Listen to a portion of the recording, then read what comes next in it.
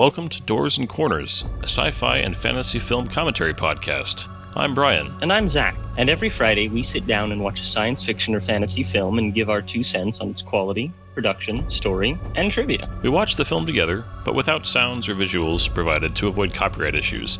But if you do have access, we encourage you to join us and follow along. Here, we like to keep things casual, and there may be discussions of spoilers or sensitive materials or language.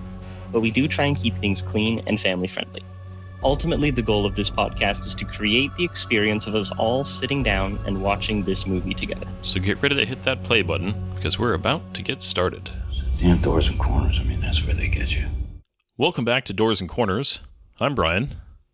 I'm Zach. And tonight we are hitting a classic sci-fi, the original Robocop. The robot cop man. Was it, what was the original surname of this thing? Like, the Days of Future Justice, or the City of... oh, gosh. The Future of Law Enforcement. The Future of Law Enforcement. I think. Something like that. But before we jump in, I would like to quickly say, anybody who's listening and enjoying this, we would love feedback, love suggestions for future films, and any like, dislike, comment, subscription, whatever platform you're on, whatever version that they have, we would appreciate that. So just wanted to throw that plug out there. And yeah, let's talk about Robocop tonight. Pluggity plug. Got to do it these days. Yes. Yeah, you do. You gotta do it. Gotta be done. Robocop. I didn't grow up with this movie. Why? I'm a pastor's kid. That's why. Oh, my mom did not. You grew up with this movie. No, I did not see this movie till later. My mom... Well, I saw it in high school. I had to... This was a movie I was not allowed to see, and a buddy of mine in high school when I was like 15 was like, "You want to watch RoboCop?" And I'm like, "Yeah." He's like, "I have the VHS." Just like, don't tell my mom, because it was like, I mean, so violent. You know, my mom made me think that this movie was like just grotesquely violent. And don't get me wrong, it's violent, but I remember watching it and just being like, "This is just cool." Granted, I was a 15-year-old boy, so I was like, "This is just cool." You see, I don't remember what my mom or parents thought about it. We just knew that, like, well, my dad would be like, "Ooh, Terminator 2 is playing on a Saturday afternoon." He'd sit down and watch it because he actually really likes that movie, but, you know, he didn't keep certain type of R-rated content movies in the house. And my mom didn't like it. But with RoboCop, he just didn't like it. Maybe it's because he didn't like Paul Verhoeven for similar reasons that I don't really care for Paul Verhoeven, which has to do with a lot of his religious commentary, by the way. We don't need to go too much into that. But when I did finally see the movie, you know, I'm a little bit younger than you, and tastes change and so on, and time moves. I was just like, okay, 80s action movie. Fine. I don't really understand the hype, but, you know, you guys have fun. And it wasn't until I was older that I realized that despite my reservations about the man Paul Verhoeven and my initial reaction as a kid, calling this movie a masterpiece, like so many people do, including your favorite boy, Dan Murrell, it's not wrong. Yeah, this is... So 15-year-old me, and I apologize, anybody listening can hear my dogs. The 15-year-old me just loved it, and the deeper message, the satire, and this was actually true of all of the Verhoeven movies, you know, Total Recall and Starship Troopers. Starship Troopers was like especially forbidden because it had boobs in it. I guess Total Recall did also, but not as like memorable. I feel like it had an odd number of boobs. The three-boobed woman, the three-boobed. We're gonna call it that. Anyways, it's funny because this is the movie that had, you know, my parents were always like, they didn't like violence, but sexual stuff was a big deal. But, you know, 15-year-old me just kind of ate up the action. And I mean, I grew up on 80s stuff, so even though I was more a kid of the 90s, I remember the 80s, you know, and it's just, I didn't get the satire, though. I didn't understand the deeper messaging. I thought it was cool. I moved on. This wasn't like a staple. This was one of those movies that and this is going to sound like a really cliche white guy thing to say, but it's kind of like classic rock. Later in my life, I kind of like went back to things and was like, people talk about this like it's a big deal, and I want to go revisit it now. Like, oh no, this stuff that people say is amazing really is amazing. And this was one of those films that I rediscovered in my early to mid 20s. I was like, okay, I understand the messaging. I understand the satire. I understand. And the same thing with Starship Troopers, especially. Like, oh, wow, that movie has some deep themes that are hidden behind such a layer of absurdity. And I think this movie's not quite as absurd. But I was going to say, this movie to me is less about, is less absurdist than Stormtroopers. Oh, absolutely. Starship Troopers. Starship Troopers. The Star Wars fan is oh my gosh. But with this Star one Wars though, fans leaking. I think with this one, the commercials and the news reports and some of that kind of stuff, I just thought was supposed to be kind of silly. It went right over my head as a kid. And like later, it was like realizing like, oh wow, there's some really sharp critiques in there of just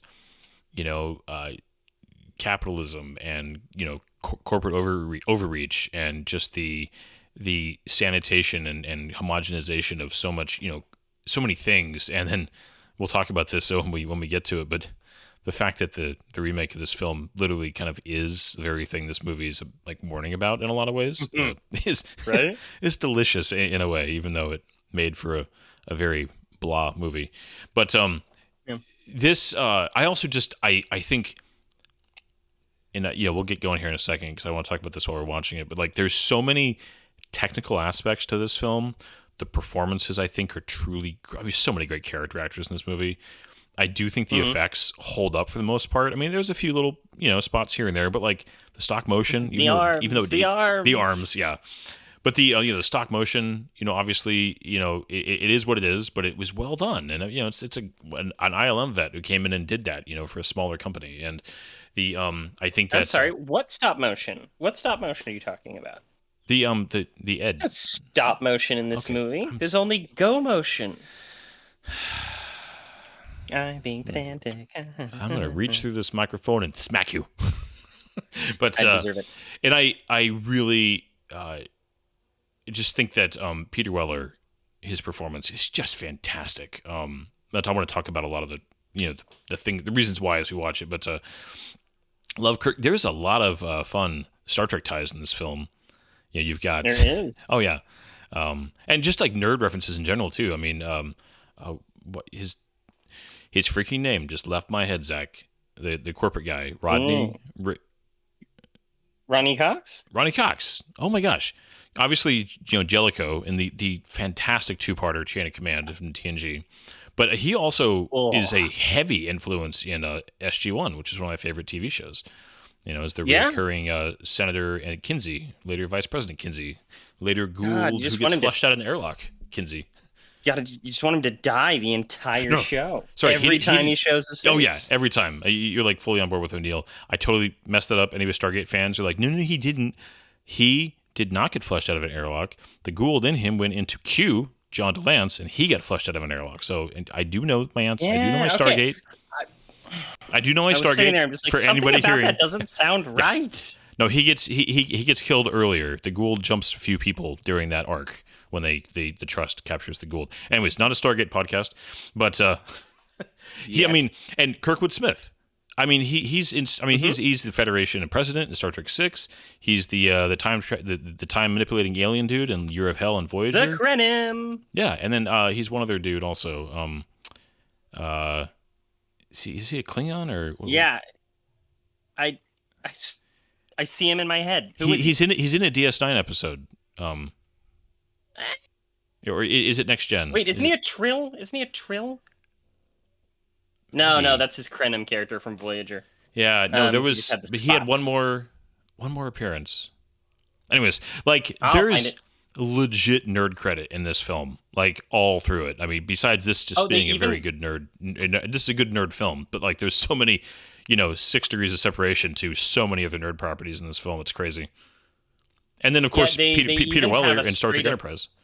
Go ahead, sir. They even have a straight up reference visually to The Dark Knight Rises, or The Dark Knight Returns. I'm sorry, the comic book that came out shortly before this by Frank Miller, because Frank Miller had some creative input on this movie.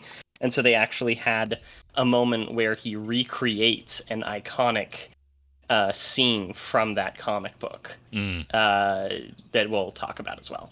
Yeah. So yeah, let's we got tons to talk about, but why don't you hit us with those hot and spicy facts, and then we'll jump in. Hot and spicy facts. Well, I can't do hot and spicy facts because I am too engrossed in finding who he was in Deep Star Space Trek? Nine.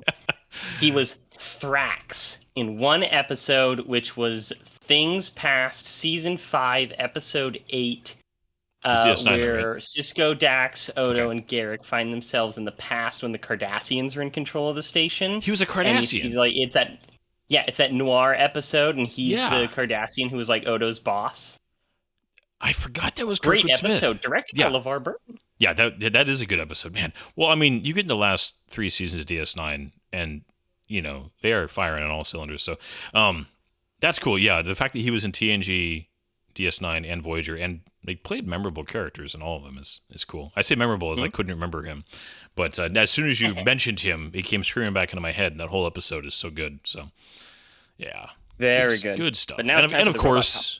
And of course, he's red. I mean, you dumbass. Red Foreman. You're gonna break your foot off in his ass. He's gonna break his foot off in your ass. That 70s show is a mixed bag, but he was great. He was so good. He was. I cannot stand the actress who played Donna, but the rest of that show is pretty good. Yeah. Let's not talk about that one actor though. No. Let's move on. Let that sleeping dog lie.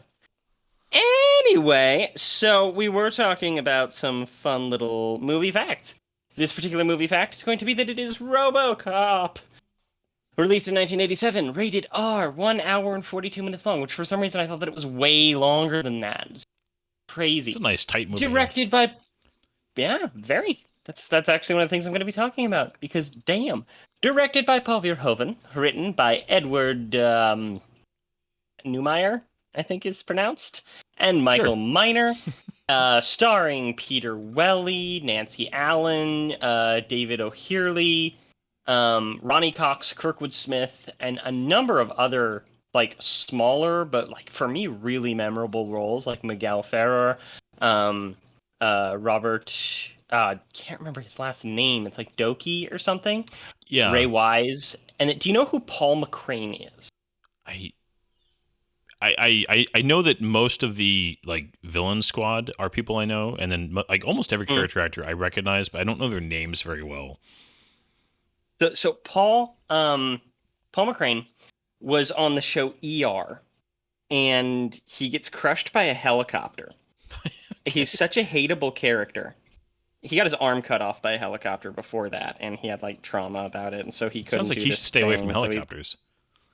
Well, that's just it. He got too scared by going out on the helicopter, so he went outside to have a breather, but the helicopter had a malfunction, fell off the roof of the hospital, roof of the hospital, and crushed him in the parking lot. Wow. Nobody could find him for the whole episode. They're like, "Where is he?" Weird. Until the end of the episode.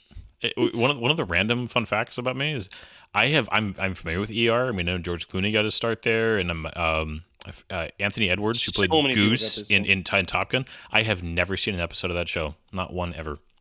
Oh, my parents really liked it until my dad said something about this is the 3rd episode in the row where somebody's being held hostage. I'm kind of over this. Yeah, well, some shows just go too long.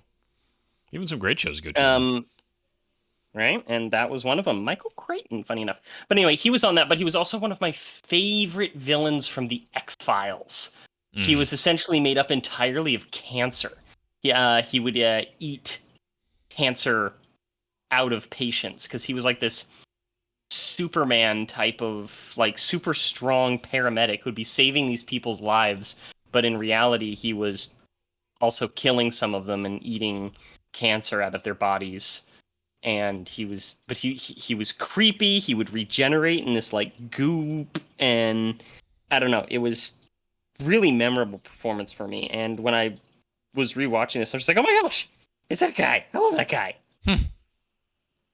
Well, Anyway. I forget the actor's name. He's in this. He's one of the villains. I think of him. This is a '90s reference.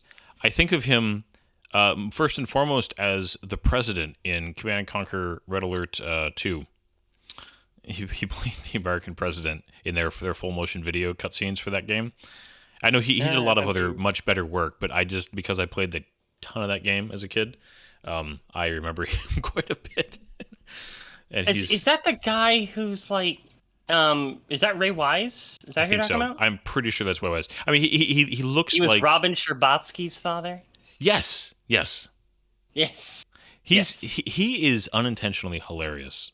Even though he can play kind of your usually you think of him as like a business person or some kind of he looks like your kind of douchey wealthy person.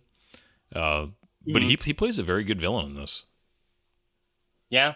I've seen him in a ton of things. If you ask me, where have you seen that guy? The only thing I'm ever going to think of is How I Met Your Mother. His character is really annoying, but I know that I've seen him in so many other things because he just pops up in everything. Is there going to be some sort of, you know, thriller TV show like 24 or CSI or Criminal Minds? Then he's going to be Yeah, he popping up in at does. least one episode as a special guest star. Yeah, And he then definitely he's does. all these voices in these DC animated movies. Peter Weller as well, I'll have you know. But he's been like Commissioner Gordon. He's been Perry White. He was been like all kinds of different people throughout various DC projects Yeah, he's that I thought was and interesting. yeah, there is this movie is just littered with good character actors, which and almost all of them have at least one like really good memorable moment also, which is cool. So The guy I was talking about, his most memorable moment in this movie is getting melted. yeah, that's a good death. It's That's a great death. That's quite a hit. We should get started You though. should get started. All right. We're gonna go overtime just like talking about everything before it gets even Oh started. yeah. Well, this is. I'll say this really fast before we start. This is a movie that I was struggling with because saying something original about this movie is difficult. This is a very celebrated movie. If you search RoboCop on YouTube, you will find much more articulate people than me that have very good videos about how it was made and why it's amazing. But I still am like eager to talk about it because I do love this movie and I think there's a lot of fun stuff. But it's a struggle to say something original. But I still just am looking forward to this a lot. Yeah. That's I kind of fall into the same boat, but I'm also so much less experienced with this movie than you. Mm. So maybe I'll have an original thing to say out of ignorance. I hope so. All right, man. Let's get ready to hit that All right. play button in 3. Oh, Oh, wait a minute. wait. Wait a minute. One quick clarification. This is the theatrical version. This is Yes. not the director's cut, which is on streaming and other places. That one's only like a minute longer. But yeah, I'm ready to go. This is yes. I've actually, if I've seen that cut, it's like once. I don't remember a lot of the difference. I know it's more violent, but yeah, I've always, for some reason, I've always gravitated towards this version. So, all right, gonna hit that play button in 3, 2, 1, go. Hey. Opening with the classic Metro Golden Wire. Nice. That Iron arts- Roar. Arts for art's sake, I believe that's roughly translated as, right? Yeah, but do they live it? I don't think any Hollywood production company can live it. And the Orion logo, which it's funny, Dan Merle was talking about this in his video, and I very much agree because it was a staple growing up. Like that was a logo that usually meant interesting things. They have quite a filmography, the production company. Oh yeah, the one that it always reminds me of is Silence of the Lambs. Yeah, it's One, it's interesting that they have so many great movies, yet they went bankrupt in the early 90s. right?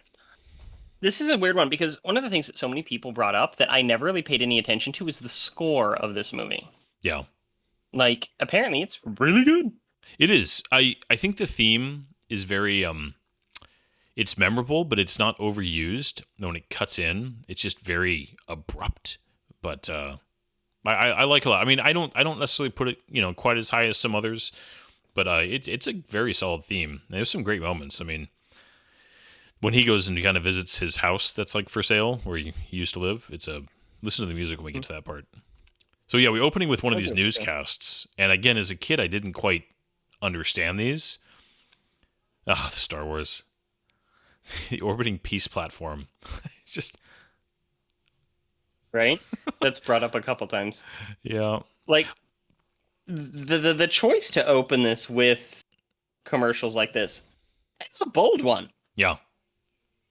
It's Although a a lot of this was predictive, like this one with the heart, it's like this kind of very chill. Like we're talking about like massive, like major medical issues just casually on television, which was not a thing back then, by the way.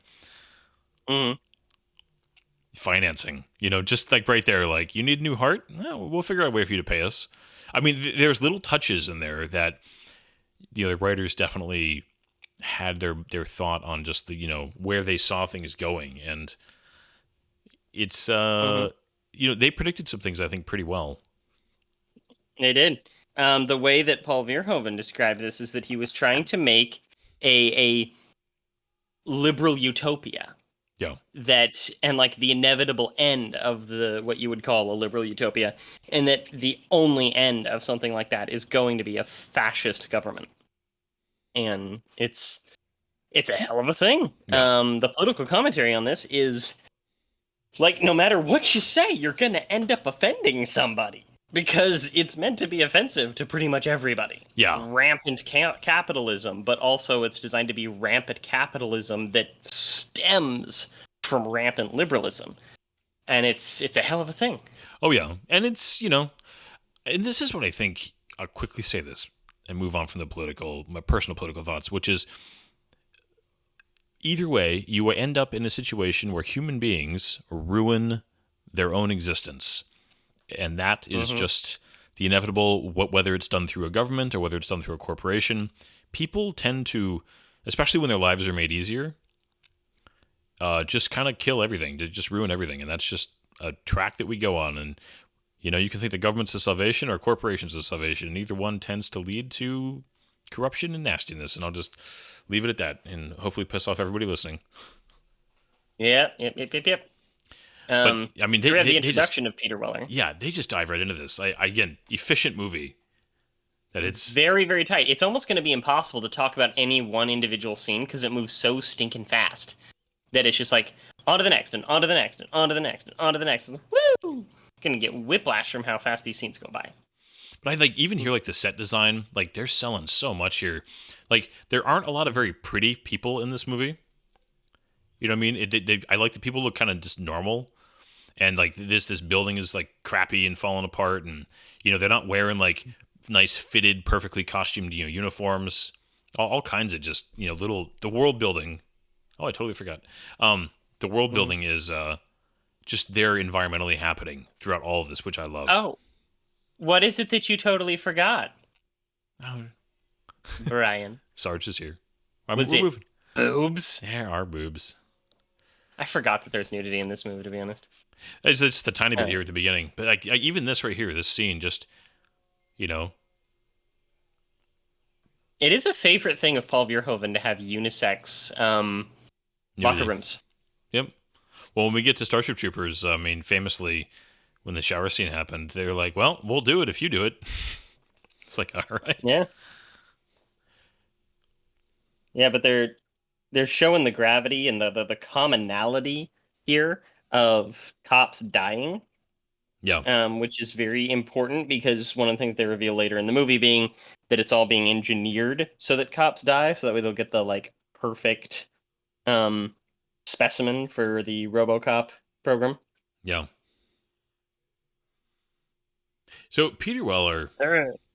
I'm so glad I mean, I know that they were throwing around the introduction. It's another great introduction here to what's the character's name? Oh gosh, she just There you go. You just said it. Lewis. yep. This is also too like she just takes care of it. Yeah. Finished. No, this is a great character Oh. because this is this actress was mostly known for being like a Barbie doll character. Yeah. Her most famous role had her with like bright blonde hair, big and curly, and the first thing that they asked her when she got the part is, "Will you cut your hair off?" Yeah, and and she was actually apparently pretty glad for it. She was glad to play this character.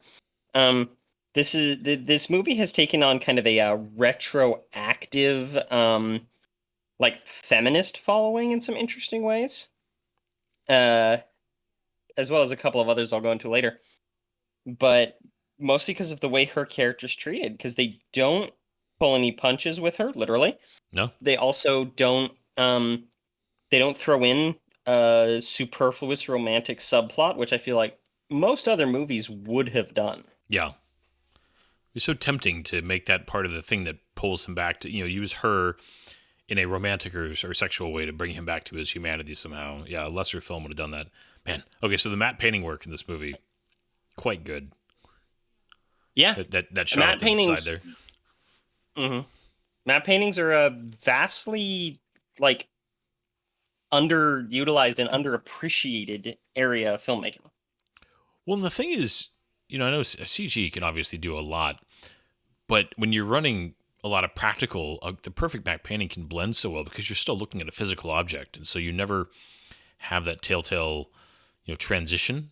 I mean, if you're really looking for it and it's not the greatest painting, I guess it can be there, but there's just something tangible about them that's just cool.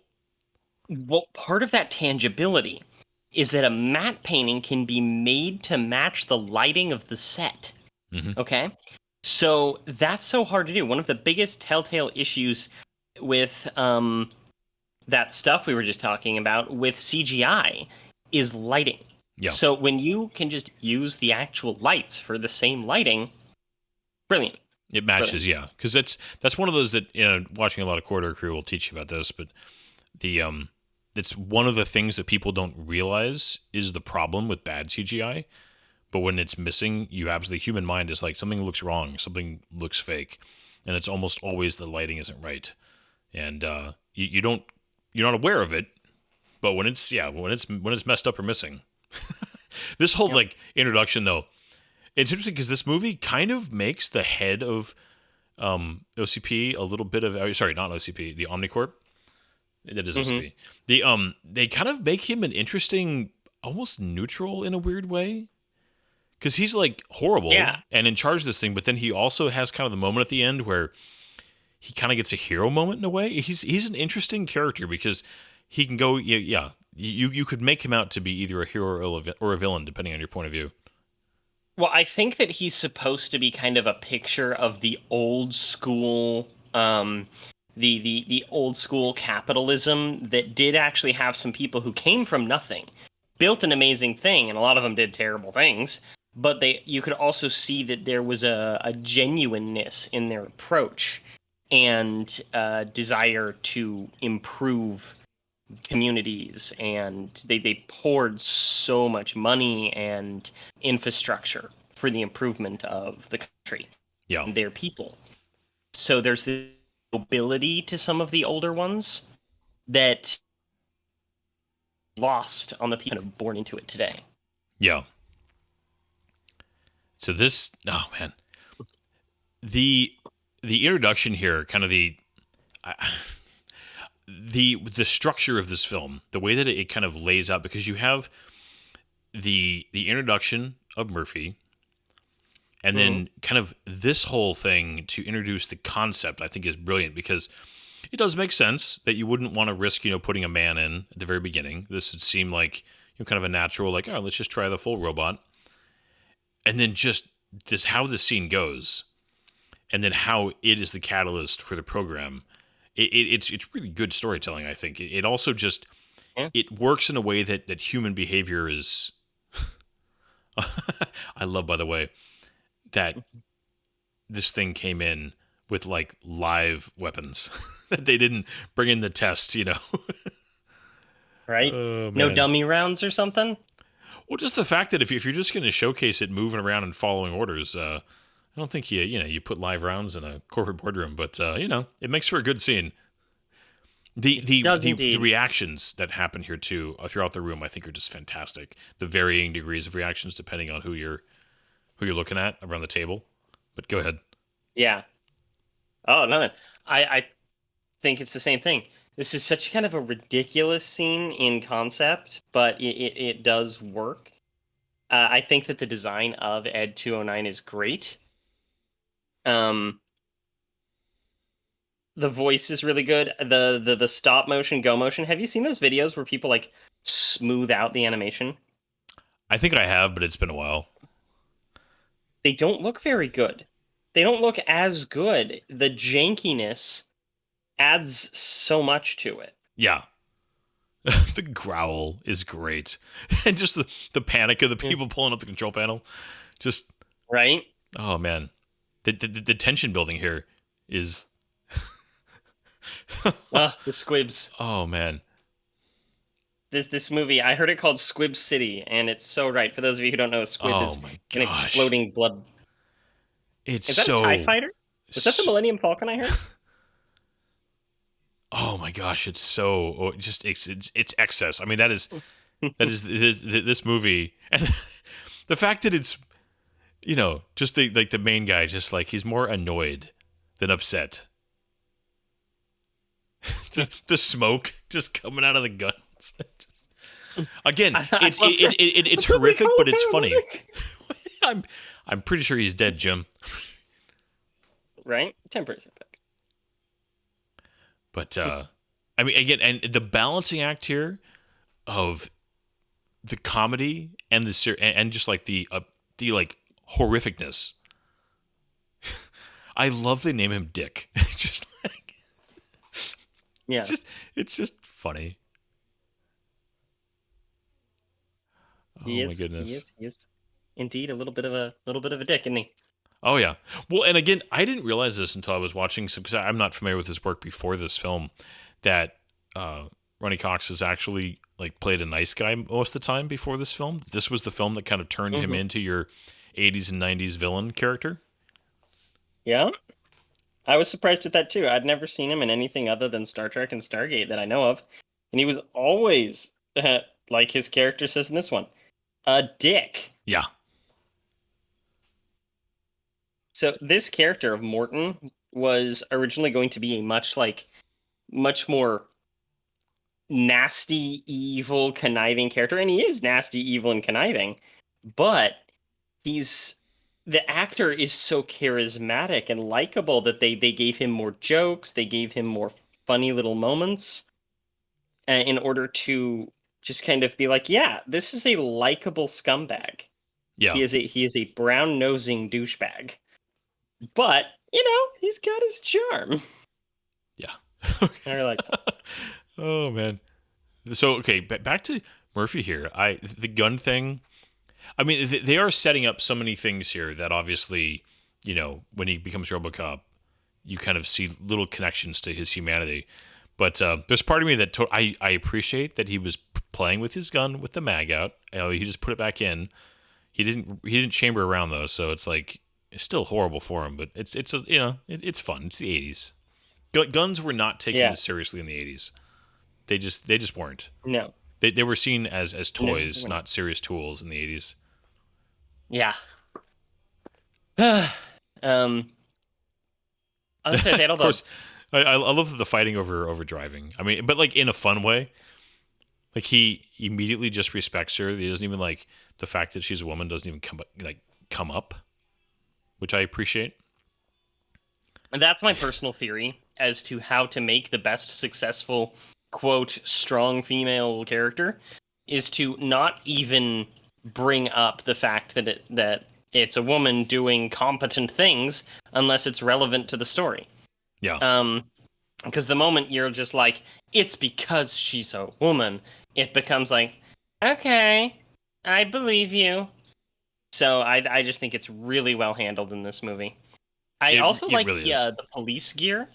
Oh, You do see him chamber around, which is, decent. I like the armor.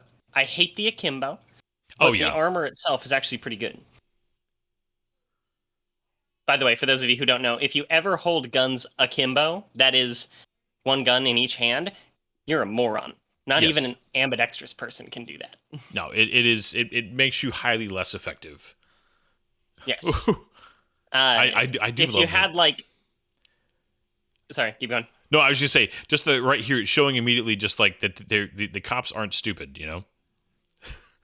Just Yeah, they were there's expecting that. cleverness to it. Yeah. Yeah. Oh And man. the guns and the bullets and everything in this movie, over the top, absolutely, but there's some really good stuff to it. To how it's handled, how it's depicted. That shotgun blast hit thing is one of the best that you can find in movies because it actually looks like a shotgun shot the darn thing, which is so rare to find. Because shotguns, most people don't understand how they work, Yeah. especially in movies. This is great.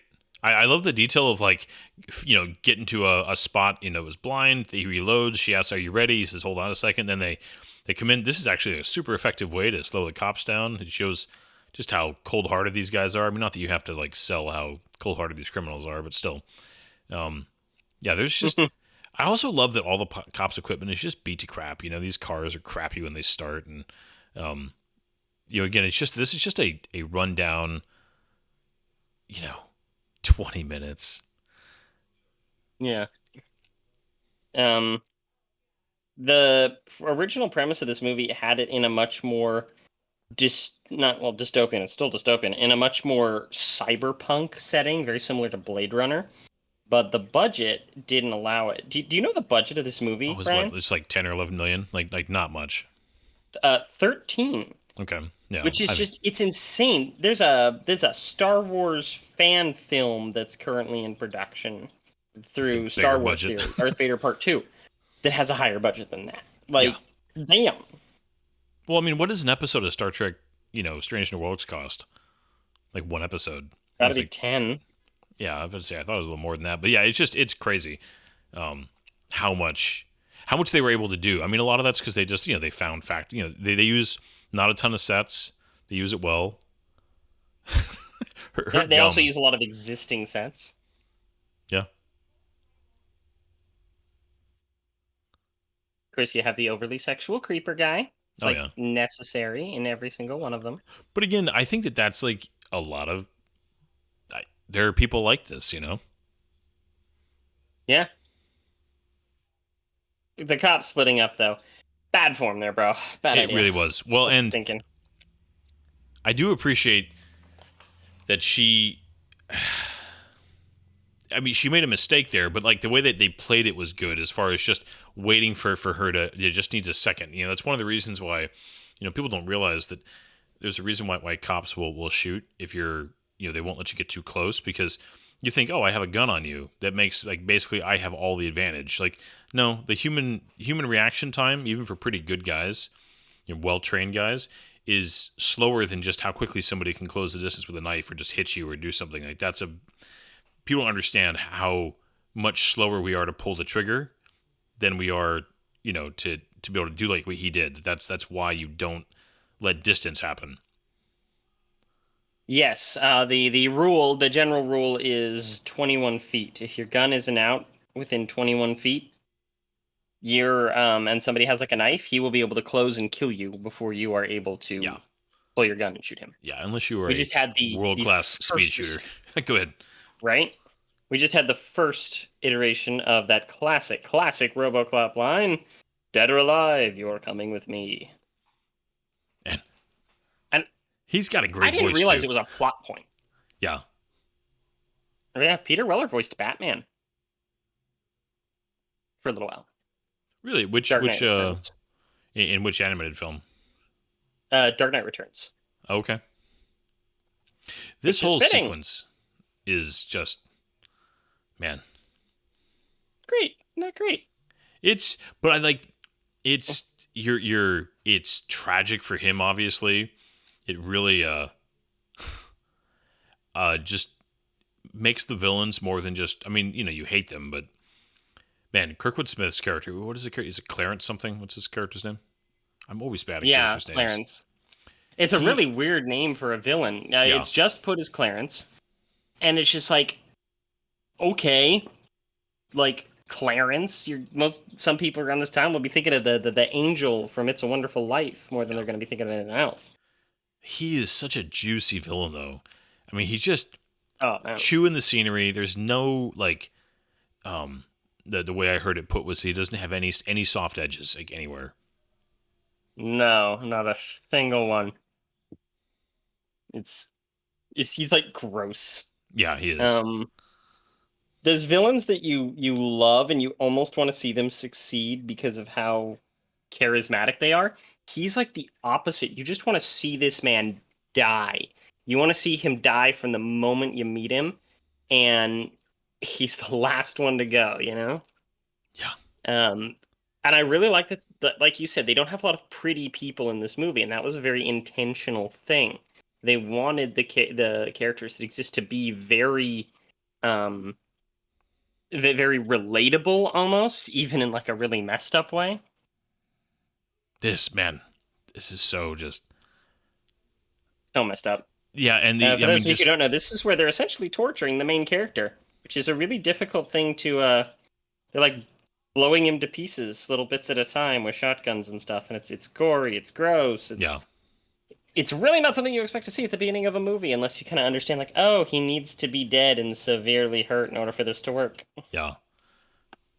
But it's just, I mean, it's, I mean, the the glee of of the villains, you know, letting him kind of try to walk away here a little bit. Like it's just, again, this movie hits the balance between tragic and like funny, but not because it's actually funny, but you just, you know, the attitude of the villains.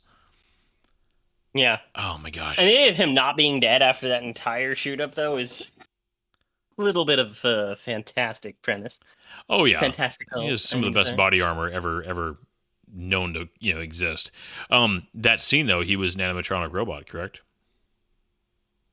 Yes, he was an animatronic. Yeah, just to do that many. There's some good animatronics in this, some bad animatronics, some good puppetry, some bad puppetry, and it all just mixes together into a. It's pretty good. Yeah, that right there, that is a puppet. Mm-hmm. But yeah, she just looks like a total normal person. Actually, you know who she looks like here? Maggie Gyllenhaal in The Dark Knight. Hmm. Like there's just something about her face. Ooh. Man. Like, yeah. Well, and two, just That's the idea something. like first day on the job. And they Mm-hmm. hadn't really established the fact that he had a family. Like, you know, he's not just some like, you know, loner guy who, I mean, they Yeah. mentioned it briefly, but you know, you really don't find out more about that until later. Yep. Which is kind of surprising. Movies like this would usually establish the family long before they enter him into a situation like this. Yeah. But like they give you just Honestly, enough to make him he's fun, he's charming, they have some fun banter, you know, the gun stuff and you know, where he's throwing his, I mean like they give you just enough to kind of make you like him. And I think again a testament to Peter Welliver, his acting, just that you do, you know, kind of just fall in love with this guy almost immediately, and then just watch this happen to him. And there's no like cutting away, you know, there's no this movie does not shy away from what's happening. And then here, as we're going through hmm the hospital, kind of shifting to his point of view for a lot of this, it's they, I mean, in a very short amount of time, they effectively make you empathize with this guy. Showing his eyes also, I think, is a really effective way. There's just, I mean, you know, it's a human thing, right? You know, the eyes are kind of a you know window to the soul, they say. But like, if you really let an actor's eyes be seen, and the fact they take them away once he's got the helmet on is effective. But yeah, just there's so many things as far as just the craft of this film that it makes you go along for the ride that it's taking you on emotionally. yeah. No, very much agree on that one. I, I don't know. This whole scene, it felt to me watching it like it kind of went on for a little bit too long, but I think it was kind of supposed to. You're really getting the sense of the humanity through it, even if Hmm. it dwells. And It it dwells does. and it dwells, but it dwells with a purpose, and that doesn't often happen. Well, and the fact that it we revisit kind of all of this. I mean, you get that tiny bit with you know the TJ, is it TJ Hooker that I just saw it and my memory is not, you know, just kind of showing you know some of the gun stuff and then you know his family and then you know with the shock going to the gunshots from the villains. It's just because all of this gets revisited. I mean, all of this kind of comes back Mm. around. Yeah. Well, this transition though. This is This is weird. Did you ever see the 2014 reboot? The reboot of this film? Yeah. Yeah, I've seen it probably 2 or 3 times. I mean, it's Oh, really? yeah. No, I mean, it's not a movie I hate. It just pales in comparison to this in my mind. That's pretty much what I was going to say. Is that like a lot of people out there absolutely despise it, and No, I it's get why they would absolutely despise it, but at the same time, um, it's not actually a horrible movie. no, It's just it's yeah. pales so badly. In a really weird way, I find it and the remake of Total Recall to be oddly similar in that I enjoy both of them just fine, Hmm. but they both lack part of what made their originals very memorable and kind of classic. Although I think that this is a better movie than Total Recall, and I actually think the remake of Total Recall is closer. That might be heresy to some people. When we get to those movies, we'll talk about it more. But yeah, no, I found the remake to What? be. Wait, what's that?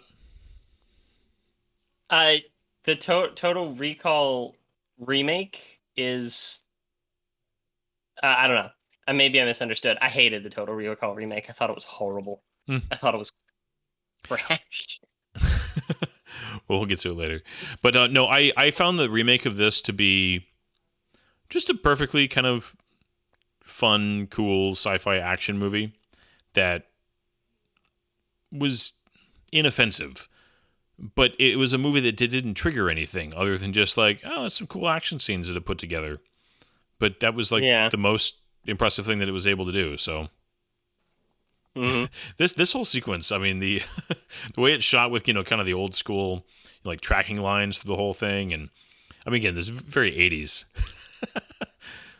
Yeah. I do kind of like the Um. going through time here, just the way. I mean, it's a classic way to do it, right? You just do little jump cuts to different times to kind of show that this isn't something that happened overnight. Yeah. And it's been used in a lot of other things. I've seen it in several like TV shows. I remember there's an episode of Stargate that does something similar. Video game, actually, and I'm fairly certain it was just a straight up reference to this movie. Wolfenstein: The New Colossus Mm. had an entire montage that's very similar to that. After your character's head gets chopped off and your little head in a jar. Yeah, this whole I think this is where you it does a good job of like you don't hate everybody at this corporation. I mean, a lot of them are just kind of enjoying working on this and getting into it. But there's also just the like when I know that's where the movie does a good job in its second act. Is you kind of unfold what was happening behind the scenes that kind of let this happen, and how the the villain's connected with the other villain, and I just like, but I like that it does all that quickly in the second act and kind of reveals a lot of the behind the scenes stuff, and then lets things get resolved in a really satisfying way in the third act. Mm-hmm. Because we're essentially into the second act here, right? Yeah. It's surprising how long it takes because I think of the density of this movie, and I still feel like I'm still only in the beginning of the movie when we're not. Yeah. But I mean, we're a half an hour in, and on one hand, it's like we're just now being introduced to the main character, but Mm-hmm. we're also only a half an hour into this film, and they've done a lot of storytelling already. Although Yeah, they've already set up this does so many follow ways. a lot of the tropes of kind of the origin story, right? Where you kind of you go through the tropes of establishing who he was and then how he was made and the circumstances that led to his what makes him extraordinary and all those things, and kind of you have the showcase coming up here. I mean, I actually love the whole when he first goes out on patrol. You come up here in a little bit. It's one of my sequences, Yeah. one of my most favorite sequences I think ever in film. But Really. oh, I just it's just fun. It's goofy, but I mean, it's got one-liners that are memorable, and just kind of you get that very kind of classic like let's introduce his abilities and kind of how it works and what he can do and some of his. You're getting little bits of bits of insight into his humanity, but it's also that he's very sterile, and Hmm. but like you do all that to then put him into kind of like we're back to the main thrust of the story because you end that with reveal of the connection between Dick and Kirkwood. So I'm just gonna call him Kirkwood Smith because it's Clarence, right? Right? We established it's Clarence. Correct. Yeah. Can we talk about the suit for a little bit? Yeah, go for it. Sorry, I feel like I'm I'm always up for dominating the talking about cool conversation here. robot suits. Nah, dude. This suit was a bitch Oh and a yeah. half. Well, they had to But stop filming for a few it days looks to give good. Peter Weller a chance to get used to it. Well, that they essentially had him doing all this other stuff and training for it, and then they changed the costume on him, and he couldn't move and had to completely relearn how to do it. And how did he do that, Brian? How did he? He worked with mimes. Yes, yeah. I knew that. Sorry, I thought I was going for something different. Oh my gosh, that's just funny. The Objective 4, the little bit of the little tease there of something else going on. Okay, so this famous scene. I mean, this is one of those. If you're a gun guy, I love that they use sound as the first clue that something different is going on. Mm-hmm. But the fact that this was like real, like this is one of the most legendary prop guns ever made in Hollywood history. It is, but it also bugs the crap out of me because it's a Beretta 93, 92. Yeah. I hate Beretta 92. I mean, it's what you carried in the 80s. It's what everybody carried. It was going to be a McClane. Desert Eagle. But they found that it didn't quite fit. It actually looked too small, even though the Beretta 92 was significantly smaller. They modified it, and they made the front look sort of like a casket, was the idea. And, it does look good, even if it's kind of a really mediocre pistol. Yeah. Get a single speck of dirt in there. It's going to jam. The flip, the leg opening. It's cool. It's classic. They did a good job of making it look like metallic and tough, but also, kind of futuristic. And I mean, obviously I believe it's just a rubber with a really good paint job, right? I don't know, but it weighed like 95 pounds. Yeah. I love how excited he Because is. it was like fiberglass and everything like that. I still want to know how he Did would you hear fit in about- the driver's seat. He wouldn't. They only had the torso. Yeah. I mean, and like he he'd be did. in his underwear. Yeah, like practically speaking, he would never. Oh, the theme kicks in here. This is the first time we hear the theme, I believe, right? Mm-hmm. And we have that. I'll buy that for $1. Oh yeah. Although the idea of very very popular show with literally one hook overused, man, it's such a real thing in entertainment, especially cheap, disposable entertainment. Mm-hmm. Want to hear something really funny and Sorry. horrifying and funny? Go for it. There was a treatment for Robocop 2 that involved that character, the I'll buy that for $1 guy, Becoming being president. Yeah, that was one of the first treatments for the sequel, right? Yeah. Man, a reality TV show host becoming president of the United States. What type of a warped reality would have that happen? Never happened. Although, to be fair, I mean, Never. this movie was made while Reagan was president, who was a movie star. So, I mean, it's like. Although, okay, I love that the idea that he had like the cans around the safe, meaning that anytime he needed to get into the safe, he had to like move all the cans and then put them back. Yeah, yeah. And I like that he kind of probably did more destruction to the actual store than would have been necessary to like than he would have lost just emptying the cash register. Well, there you go. Oh, Yeah. This is classic scene in like a lot of messed up ways. Tell me, does it make you uncomfortable to watch this scene, Brian? I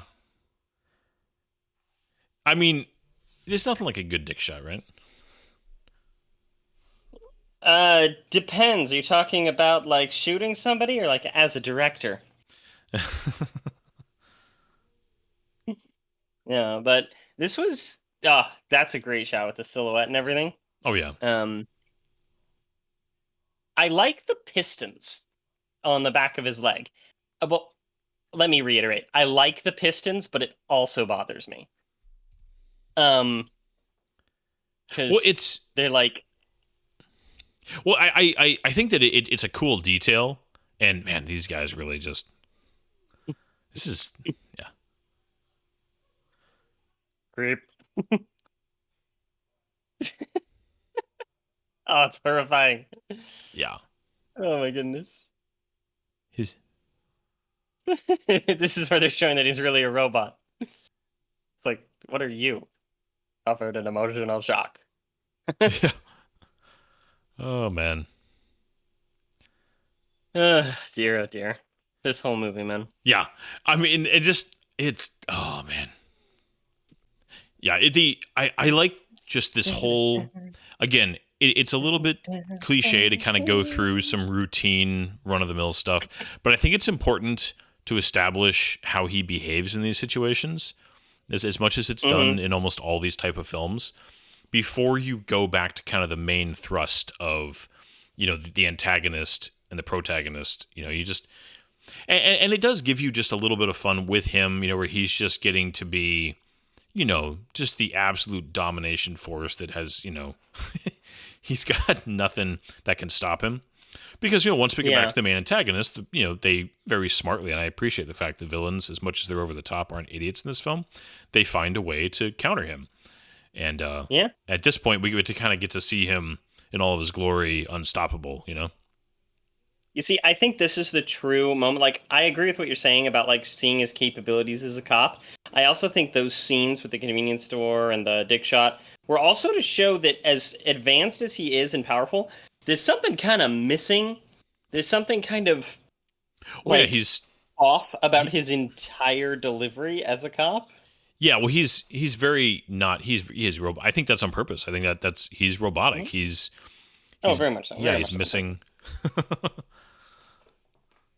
Okay.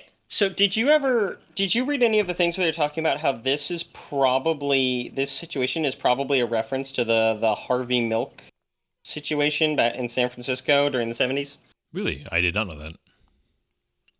Possibly. It was a theory. There's some parallels. Though that one was also driven by some other factors than just a guy who hates his boss and all this stuff. But that one had the whole Twinkie defense, that the guy had a diet of only Twinkies, so he was depressed because he was malnourished, and it drove him into psychosis, where this guy is depressed and he's in psychosis, quote, quote, and he's sitting there eating candy bars. Yeah.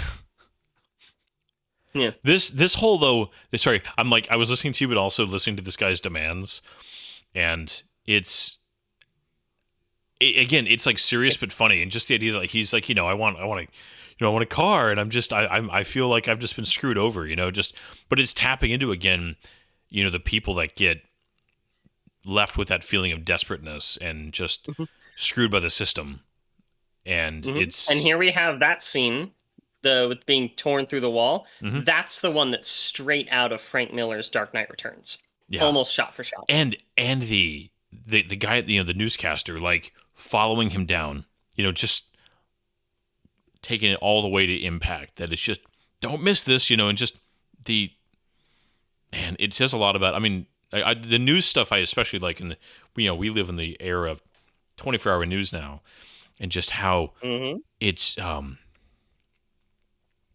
you for everything happening in the world that's awful, you'll find somebody that saw it, and the first instinct was to pull out their phone and just film it. There says a lot about human nature there and the direction we went. I mean, again, I think some of these things, they were predictive in a scary way. The Nukem game here, the ad for it. Oh, the nuclear war is just like a game. Although, again, video games, right? we get into this stuff, This reminds me of what was I think it was a Bond Red Alert, game? perhaps? No. I was thinking of, there was a Bond movie where there was like a game they were playing, and it was like you have to hold on to the controls and it like tases you as you were like losing or winning. That's in a Bond movie. I have a memory of it. I just can't remember which one. In a Bond movie? And Yeah, probably got to be one of the Roger Moore ones because I don't probably. recognize it, Yeah. and I don't really watch Roger Moore Bond movies. End of crime. Oh, Even by today's standards, that's a good laugh there, son. yeah. Detroit, for those of you who might not know, is still just a shithole. Oh, yeah.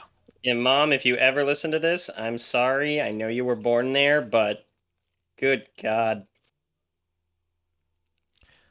The whole Yes. like executive like ladder climbing here too, of just like, oh, you get to go into the special better bathroom and the just the whole like climbing the corporate chain and how much pride they have in themselves. And this whole scene, setting this in a bathroom, by the way, I think was just brilliant because it's oh man, you get Dick Jones with his pants around his ankles and just everybody else kind of knows. And just again, this scene is deliciously uncomfortable. It's almost like they're trying to portray that they're catching him with his pants down. Boom. Yeah. I love I love the stalks just kind of like rolling in front of the urinals. Like you can't even pee in peace. Yeah. Ah, It is so uncomfortable. it is. I mean, I do appreciate that he's kind of genuinely being tough here. I mean, as far as just like he's not letting him intimidate him. The fact that he actually just kind of just like I'm just washing his hands like everybody else, and that's where you're like, is it bravery or is it ignorance? Right? Man, It's yeah. buddy boy.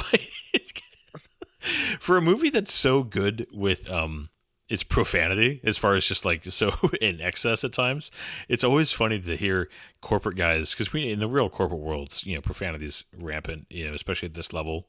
As far as I've ever read or heard, I've heard stories about like the boardrooms when they were making the Xbox and like Bill Gates coming in and just profanity laced tyrant, like rants about this and that, like that was just normal corporate culture.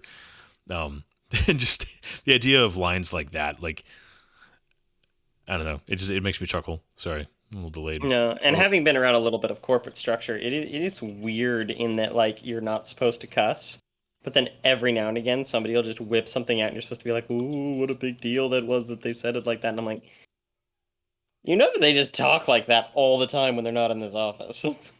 Oh. And then here he grabs the F word. The hair touch that they just had there was just like, it's uncomfortable.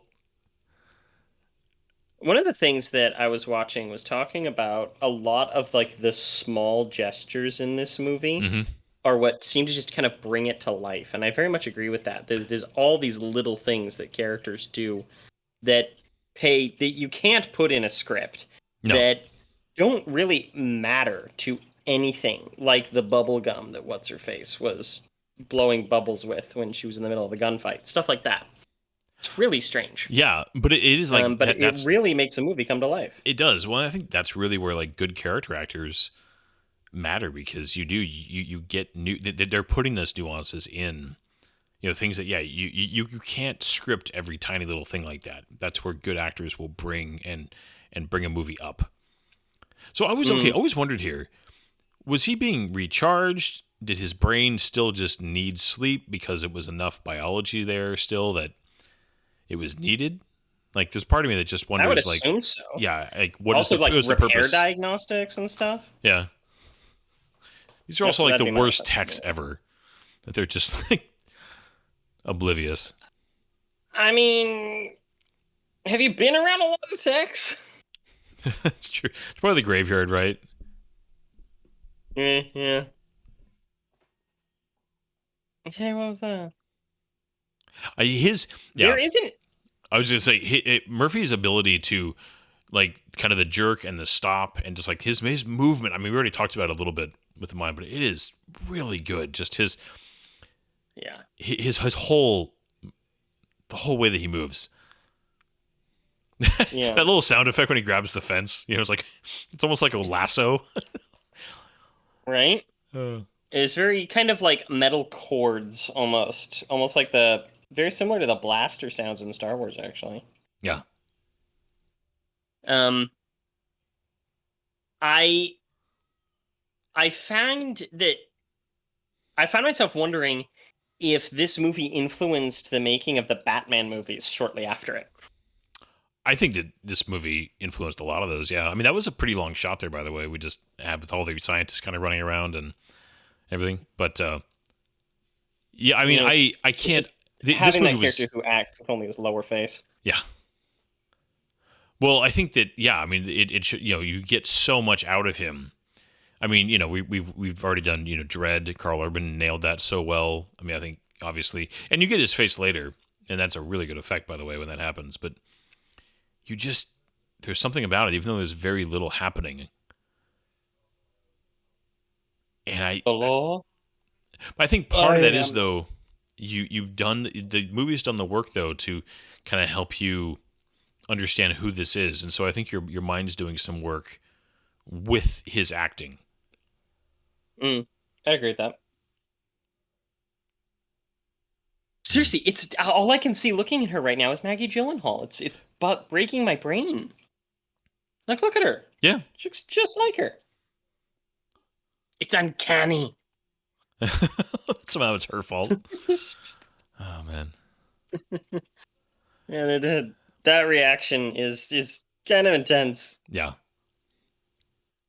Does Like, I he? forgot how quick it happens that he's just like, I'm going rogue now. Bye, guys. Oh yeah. He. Oh, like I said, you get the one night where you get like the 3 crimes he stops, and then he's just like, nope. I had a bad dream about them. I'm gonna go find them and take care of business. Knock, knock. I have a question for you guys. How do you want to die? Yeah. A dream? Well, it's like, it'd be a big deal because the whole thing is that he's dead. Yeah. He's supposed to be dead. They actually think that he's a dead cop. They don't think he's a living one. They think that he was brain dead. Yeah. That's one of the big differences that they had between the 2014 one and this one, is that there was this sense of malice to his birth in the second one, and that they knew that he was not brain dead and that he was conscious. And they Oh were yeah. suppressing. Well, and even keeping more of him, the idea of like he keeps his hand and more of his internal organs and stuff in that one, and they even make a kind of body horror stuff. But with this one, they even pointed out, when they're building him, it's like lose the hand, like strip away all the humanity. They don't care about any of it, and I was actually okay with it going in a more body horror direction. I think that could have been well called for and well done. What they missed was the satire. yeah, We'll talk about that next week. yep. Spoiler. It's all right. I think we actually already talked about the fact we're going to do the 2 back to back. I hate the Mac 10. Yeah. Dude, the Mac 10 is one of the worst firearms in history. Yeah. It functions, I will give it that. But good God. Like, oh, you need a quarter of a second of inaccurate fire? Great, let's just, that doesn't even have huge stopping power. Let's go. Yeah. It's just it's overused, it's ugly, it's ineffective.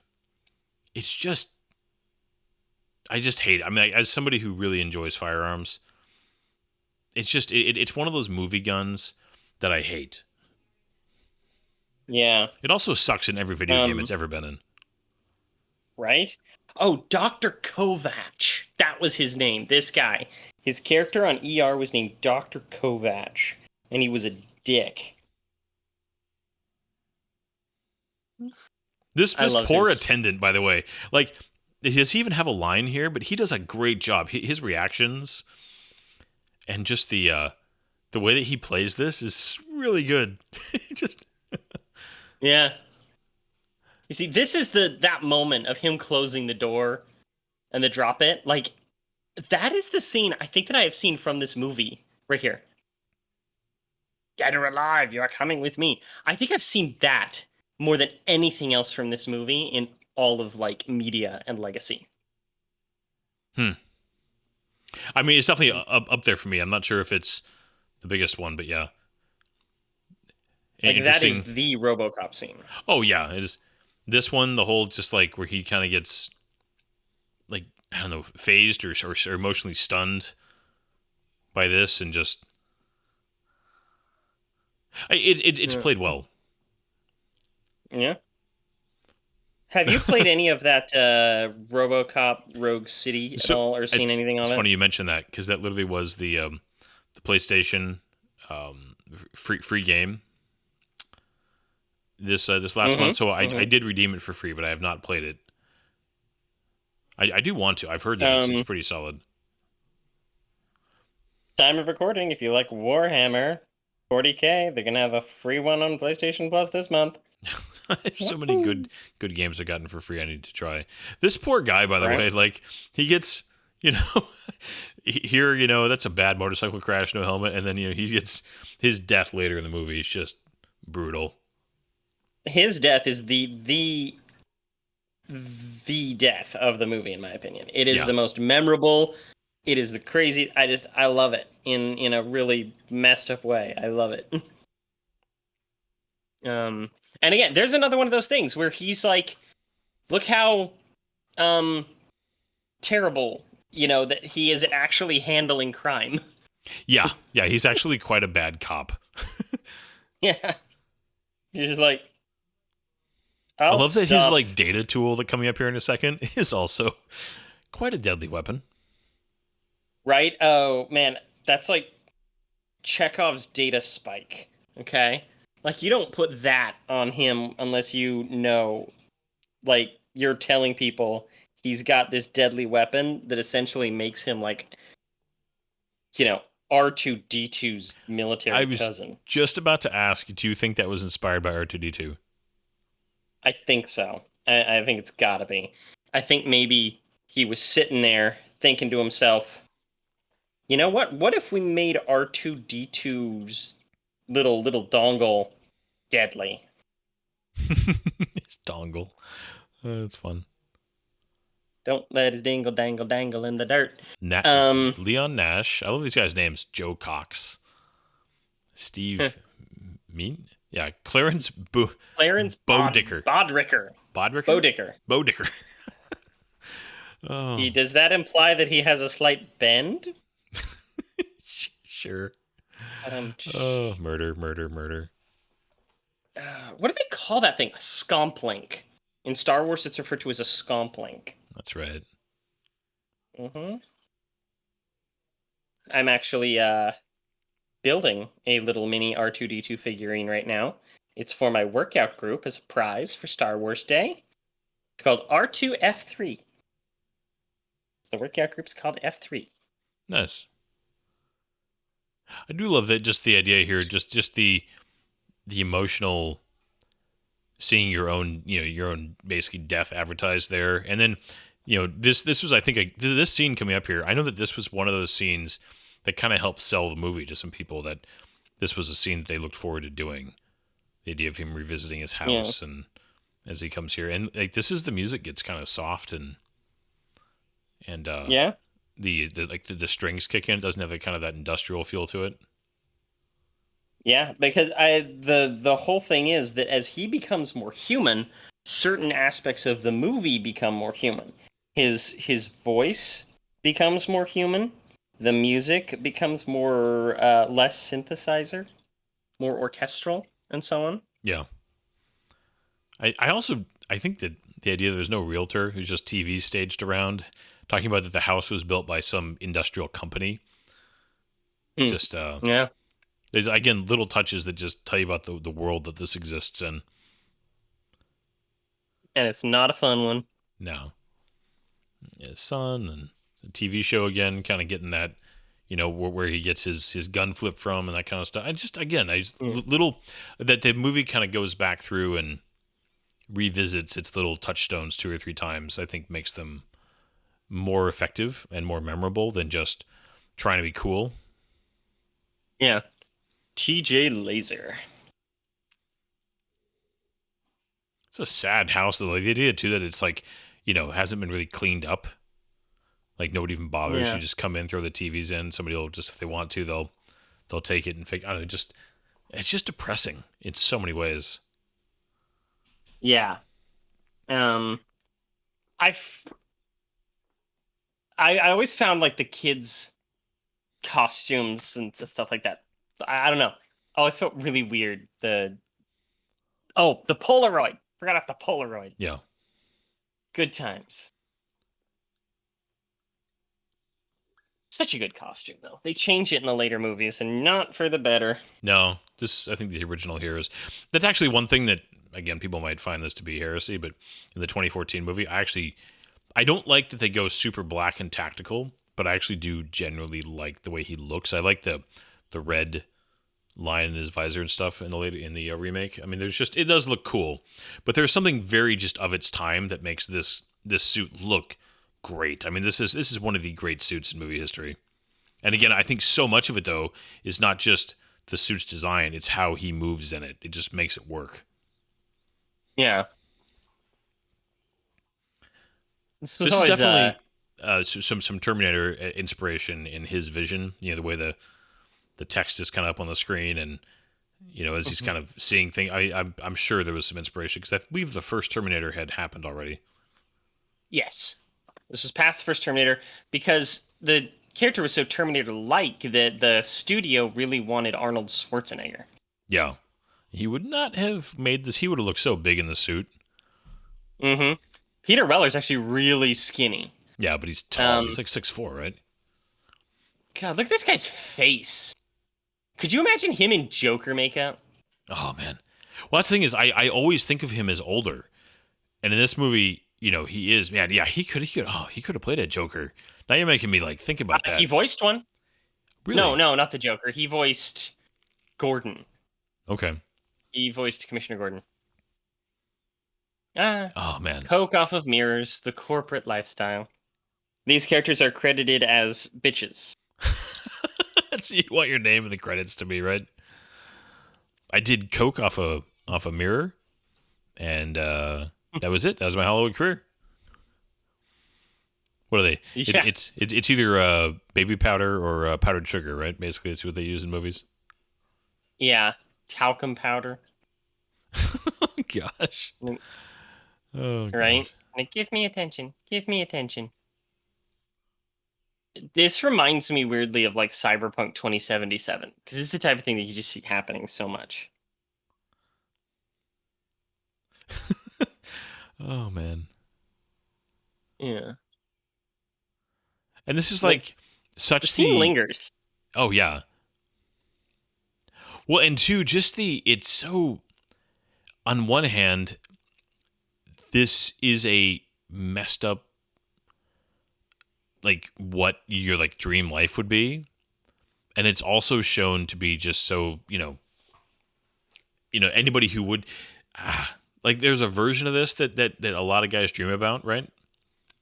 Just wealth and, Yeah. and power and excess and women and all that, and then at the same time when it's shown in its reality, there's so few people that can really stick with the dream of it, and then this is just, again, it's brutal. Yeah. This is something that He puts a CD was in. pointed out. And that like it's the second act still, and you're getting this reveal that these two are in cahoots. And like the other movie waits till the third act, the remake. Yeah. And so many movies that will do that, where they'll like use the third act for a reveal like this, which almost creates the necessity of the fourth act, which is a terrible thing to have to deal with. Yeah. That is a very long primed grenade. Yes. Goodness gracious. The thing cooked for a while. There's also some wall art in here that looks weirdly like the Infinity Gauntlet. Was there like a digital timer on it? Just like. Oh man. Yeah. Oh. Come on, Definitely man, have longer. some will.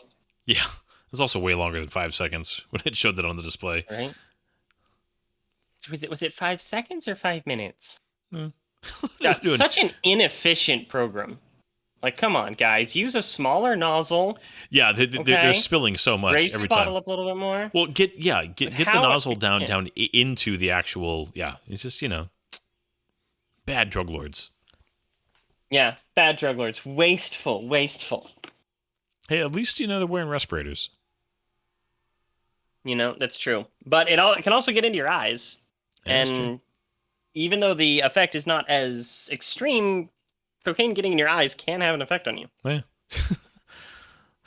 Oh man, this guy also the one scene he's in the the mustache ball, the drug lord here, he's great. Yeah, he is. He always felt like he looks like he belongs on a ranch. He doesn't look like a drug dealer. No, he does look like he belongs in a western. Like he looks. He's even drinking wine like he's at a winery. Yeah, Like, this is the guy who goes to visit his best friend who owns the winery up on those West Hills, and he'll sell him a cow every now and again for some event, so that way they have fresh steak. And he goes up there and has wine with him, type of thing. this whole Which conversation though definitely is isn't my just father-in-law. yeah, this whole conversation is just great though. I mean, they're so just like the fingers in the wine, the just, and then he drinks it anyways. He just doesn't care. Although that's just kind of Yeah, showing like you can't phase me. I'm assuming, right? It's all about probably. power dynamics here. Yeah. And there he is, already shoving stuff up people's ass. It's just his thing. See, for me, that's one of my most memorable lines in this film, right there. He's like, guns, guns, guns. Guns, Just, guns, guns. again, Kirkwood Smith is he's having the time of his life playing this role. I really think that he must have had fun. Yeah. Uh, yeah, definitely. I can't stop watching him. Yeah. It's a good movie. Like, again, oh, man. Everybody's just like, The oh, man, power. all the coke everywhere. It's so bad. It's just, I mean, if you're gonna go into battle against a robot, might as well be coked up. true. Woohoo! It's funny because, I mean, this was, Woohoo! yeah, again, the Terminator-esque, but just like kind of scanning around, seeing everybody. I like to see, and this is where I know that I'm nostalgic and an old man at this point, but I like the pacing and setup of older action scenes like these that just, they let them kind of build up. They kind of let, just him show, like, I'm just going to take this, although none of them managed to hit his chin. And then just, Well, maybe he's got a Kevlar chin. yes. And he just goes through it and just like cleanly starts, just one at a time here in a second. It's just, I like it. One Mississippi. The bursts. It's just, Lots and of like AKs. his like move, as he like extends his arm and kind of his other arm, and again just the movement that he goes. I love it. It's just that like kind of across the chest. It's just a kind of cool. I don't know. It's if the I arm like was this. that heavy, though, that kind of counterweight might be necessary. Yeah. Oh yeah. I'm sure Peter Weller was his movements were a combination of necessity and art, right? Right? I get the theme kicking in. There are things about this theme that remind me of John Williams, actually. Hmm. Just little things. He really likes the flute and everything. The family theme back at the house was actually very similar to the more orchestral pieces that Williams did for Minority Report. Hmm. Hmm. I love his feet. Sorry. I'm like the fact that he's got like the one big toe. I knew you were that type of guy. Oh man. Yeah. But no, the design of the feet is actually quite good because that's a really, really difficult thing to design for superheroes and all that stuff is good shoes. Yeah. How do you make that look good without looking weird or being unusably unwieldy?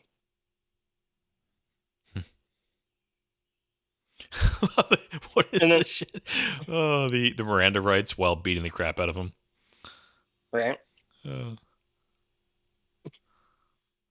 But there's this earlier in the movie, there's another guy. I mean, there's not another guy. There's another moment where it teases a fourth hidden directive, yeah, earlier. and it's like a glance and you miss it detail. But it's a great tease when you're paying attention. Just like there's something else. Mhm. Yeah. Um, like Oh, this is one of those moments where it's like secondary antagonist, you know? Yeah. Um, Again, like the amount of acting he did with just his lips there is great. yeah. No, very much so. The body language acting is incredible. I am a cop. Um, the eye shots, pretty good. Yeah.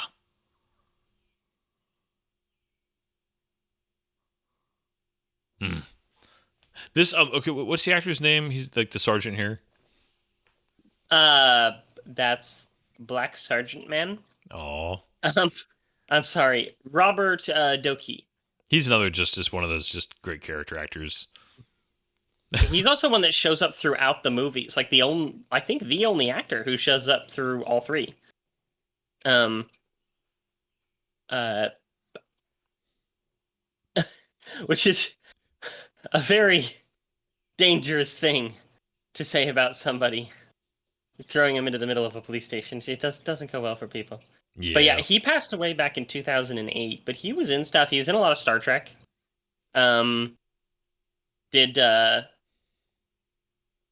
Did a lot of voices and things like that as well. Oh man, I kind of like you really screwed up. How did he screw up? Yeah, I was like saying I like the globe, the black and white globe for some reason that was on his desk there. It's just cool. The only thing I could think of was the torture droid from the original Star Wars. Oh, you know, the thing that Vader brings in to torture Leia. Yeah. Oh yeah. The sound is a great sound effect for that droid.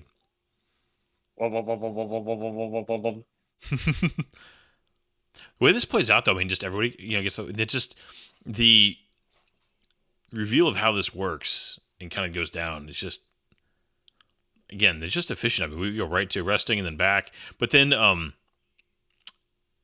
when it sets up the final confrontation, I like that in this film he's not like truly invincible, because I'm not a big fan of whenever you have some like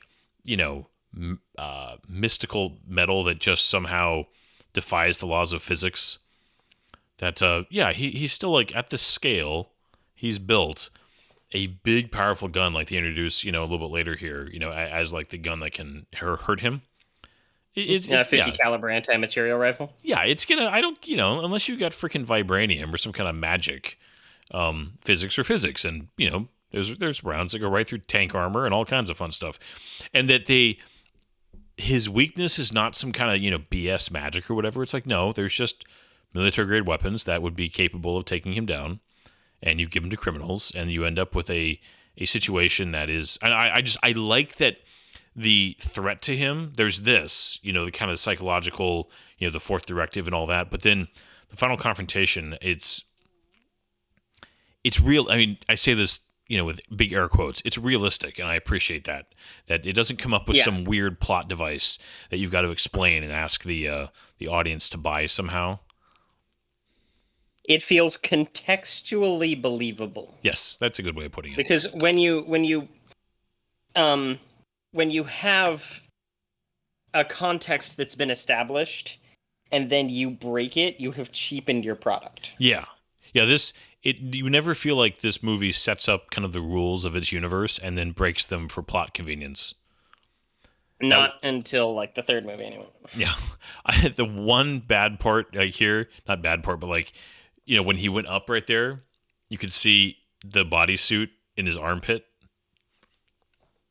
Again, on the TVs of the time. Oh, well. On the TVs of the time, you would never see it. I mean, watching on an OLED 4K monitor, it pops out a little more. So, I mean, it's forgivable, but it's it's one of those details that nobody would have caught until better technology came along for TV, basically. His Oh yeah, it's the Ed 209.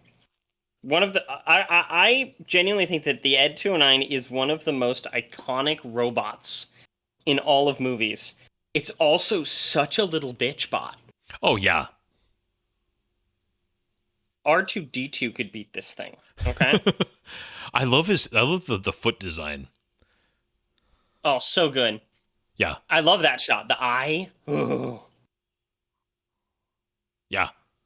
Yeah. Oh man. See, that's such good puppetry. Mm-hmm. That's such good stop motion, go motion, whatever you want to call it, motion. Just roll with it. Yeah. This whole but again, that we get right into this of him, being messed up, and again, just the idea of the guns on this thing. He's not invincible to those, and I mean the reveal of his eye. I as much as it's a almost a cliche to say, oh, we're gonna let you see his face, and that's gonna bring his humanity back, but doing it in that little bit first, and his movements here change a little bit. He's not quite as he's a little more fluidity to his movements, a little bit of he gets that desperation in there. Man, but this though, this stairs, the idea that the stairs. Do you know take how him they out. filmed? Do you know how they filmed him with the stairs? Go hit me. Like this right here. So, okay, so he's got the scene, and he just kind of takes it. See, very hesitantly. There he goes. There he goes, and takes the step, and then falls. Do you know how they got that? They tossed him down the stairs. Nah, that works. Sorry, the sound effect that he's like a squealing pig when he's flailing around. A lot of animal noises with Ed. These chickens. Chickens. All right, but that definitely animal. Oh man, kind of the limp he's got here. Mm-hmm. Like animal babies. Well, and the speed at which the story lets him go from the unstoppable, invincible, cop to all of a sudden here really being in danger is also, I think, it's effective. Yeah. I like the use of oil as blood also. It's a little overdone with robots sometimes, but I don't know. I find it really effective here. Yeah. You'll also notice that that's the same cop from the from the mayor's hostage. office standoff. Yeah. This is I mean, his movement. I mean, all the gunfire. His kind of, just like a wounded animal. Again, they managed to make you have. I mean, granted, it's Murphy, right? But again, you have a lot of empathy for the character here. And it hurts to watch this. It's oh man. It's the classic story cliche of the hero has alone. Yeah. He has been turned on by everybody who cared about him and who he cared about. He was the Robocop. It's his entire existence. And now he's just a stray robot. Yeah. All by himself. By the way, it was a little bit ago, but there's the one cop that is firing his AUG, rifle. It's sideways, and it's so bad. I didn't even notice they firing it sideways. Yeah, he was holding it like gangster. He's like a SWAT member, and he's oh man, all the sweat around his. Yeah, it's true. Man, he'd be heavy. I'm not sure she could really. I mean, I'm not because she's a girl. I don't think any human being could help hold him up. Yeah. So, one of the things here, a weird thing about me, I should say, I always thought, because I hadn't seen the movie, because of his mouth, that was actually Val Kilmer. Really? I mean, I think that he has a Val Kilmer mouth. I mean, if you go watch, Batman Forever, there's some similarities there. Similar lips. I love the low gas mileage is a selling feature. But I mean, it was already. And I love the fact that it was already teased, right? It was already teased earlier in the hostage situation. Oh man, the Mm. whole like, oh whoops, we just accidentally vaporized, you know. Part of Alaska.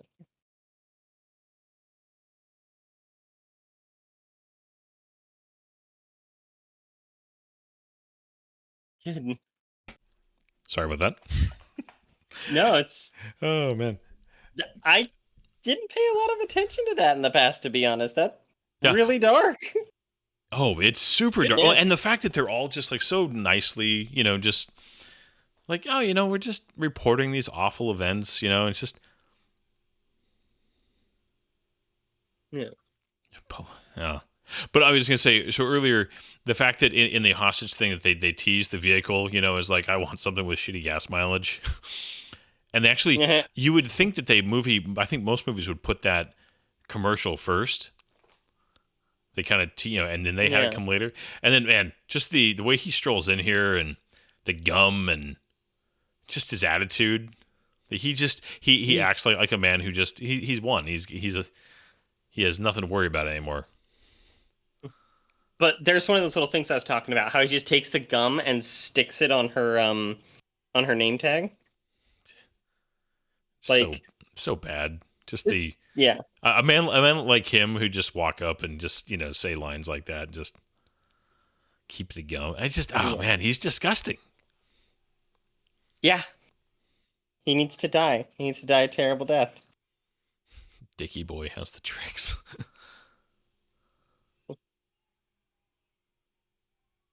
Oh man. What? I'm sorry. I'm like, this is I just want to watch this scene. And you have these two actors on screen at the same time. He's just like hamming it up, Yeah.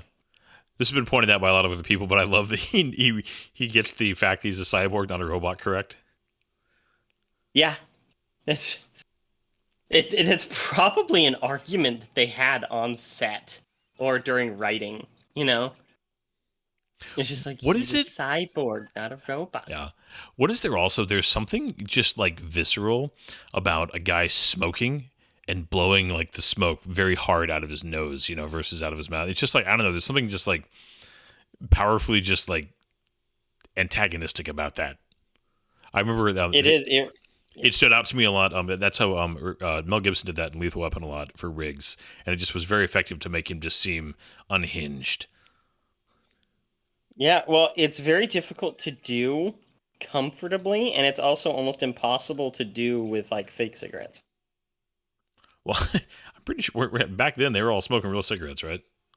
Yeah, probably. Let's say this is the '80s. Nobody gave a crap about public health. Nope. And I'm thinking about like vaping these days and all the stuff that they do.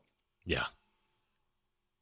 I knew a guy who actually went on to become one of those, like, vaping's not just a habit, it's a lifestyle. Oh my gosh. Had his like little special vaping Instagram account and everything. It was a sight to behold, I will tell you. Mm. The fact that we're Now they're watching revisiting. Robocop, it's time for me to go on a nice little like tirade about vaping. Everybody sit down. I appreciate that we're back in the same industrial complex where he was killed. Yeah. Some budget, perhaps? I mean, budget, but there's also, I think, some symbolism, storytelling. right? Yeah, Mhm. They let her be a little bit softer here too. I mean, again, they resist any kind of romantic crap, but they do let her get a little bit softer while she's trying to kind of help him. He's like adjusting his leg and everything. Yeah. They do give her tight pants, for one. Mm-hmm. Very tight pants. I need a drill.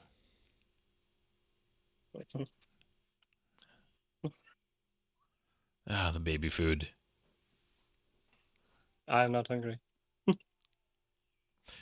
Okay. Go ahead. Yeah, go for it. I'm just saying they really nailed this effect. I know that I did not get a chance to review this particular part before watching this again, how they did this practically with his face. Do you know off the top of your head kind of how they did it? Yeah, prosthetics. They expanded his face upward and outward so that it naturally looked bigger than the prosthetics they had on the back of his head. Yeah, it holds. I mean, even like watching this on the, again, like you could see the bodysuit, earlier that I pointed that out, but like this Mhm. looks good. Like It really still good looks makeup good. work is something that I think that holds up. Like really exceptional makeup work is something that ages really well.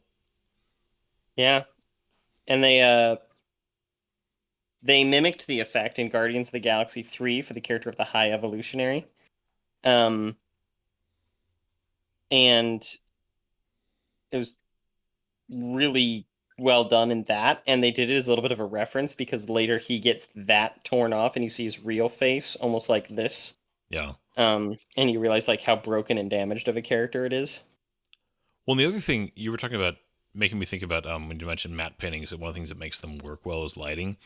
Really good prosthetics Mm. and makeup, when they're done well, because they will respond and twitch and move as facial muscles, move and twitch. So it helps make it all real. And you can light it. It's physically there. I mean, it's just part of what makes it work well. But yeah, there's something just so, it's not an uncanny thing. It's just seeing a human face, but in a context that shouldn't be, is Mm-hmm. man, it really is It unnerving. gets to you. Yeah. Good old Riot. And all the police are on strike, and while the cat's away and all that good stuff. Oh yeah. He's I mean, just I like, do I'm love just these gonna old hang out. I'm gonna TVs. get on the action. No, he just wants to watch his TV show, man. I mean, come on, these guys are rioting, and he just wants to enjoy his show. It's like, I what Oh my what gosh! is the I'll buy that for $1 though? Like, what But is he buying for $1? I Is it mean, the hose? yeah, it's just the most basic, stupid. I mean, it's the Have you seen Idiocracy? Yes, I long mean, time ago, but I've seen it reviewed. but I mean, it's like what the only show everybody watched was like getting kicked in the nuts or something. It's just like the one joke that's just done over and over and over again. And it's just the idea that like entertainment's so cheap and so just completely stupid. Mm-hmm. It's I mean, and we're again even seeing that it's the idea of like content. People just want to be entertained. You just scroll through TikTok and like, what are you getting? It's just human beings Mm-hmm. are unfortunately. So they just slapped a futuristic looking scope on a Barrett here and called it a day. I'll take it. Um, that's another one of those SUXs, by the way, Oh yeah. in the 6,000. But yeah, and apparently it also has explosive ammunition. Good bipod. Oh yeah. Dude, could you Okay, so imagine hip firing one of those though? oh man, well not yeah. I have fired a Barrett, and no, you don't fire them like that. I've heard in a few different behind the scenes that the fire department, I believe this was filmed in Texas, was called out a few times because some Mhm. of their explosions were a little bit larger than intended, and they got some complaints. Complaints. They got complaints. They actually lit things on fire, and several of the crew members actually got singed. Singed. Oh man. Yeah. Did you read about the production of this movie? Because good God, it was Oh, it was hellish for rough. everybody involved. One of the writers said he would never make another movie again. He eventually did, but the director was so stressed he had to be on like Oh yeah. special pills. Yeah, Like, this was a trouble this production. was a mess. Goodness. But there's like, and Um, it's weird because you never want a movie to have a hard production, but so many great movies had rough productions that makes you like, mhm. wonder if there is something to that. Although there's plenty of bad movies that have rough productions too. So Yeah, really does depend. it's such But a one of the it's not go for just it. baby food. They literally package it like baby food. Yeah, I mean, isn't it supposed to be? Yeah. Well, yeah. I mean, when they're like dispensing it, at the beginning, the guy like even tastes it and he's kind of like, oh, that's pretty good. But the fact that they even like have it like in baby food jars. Yeah. Okay, so and I know that I should have brought this up earlier. I kind of weirdly like the Beretta 92. I acknowledge that it's got issues as a firearm, but I kind of have a weird love for it too.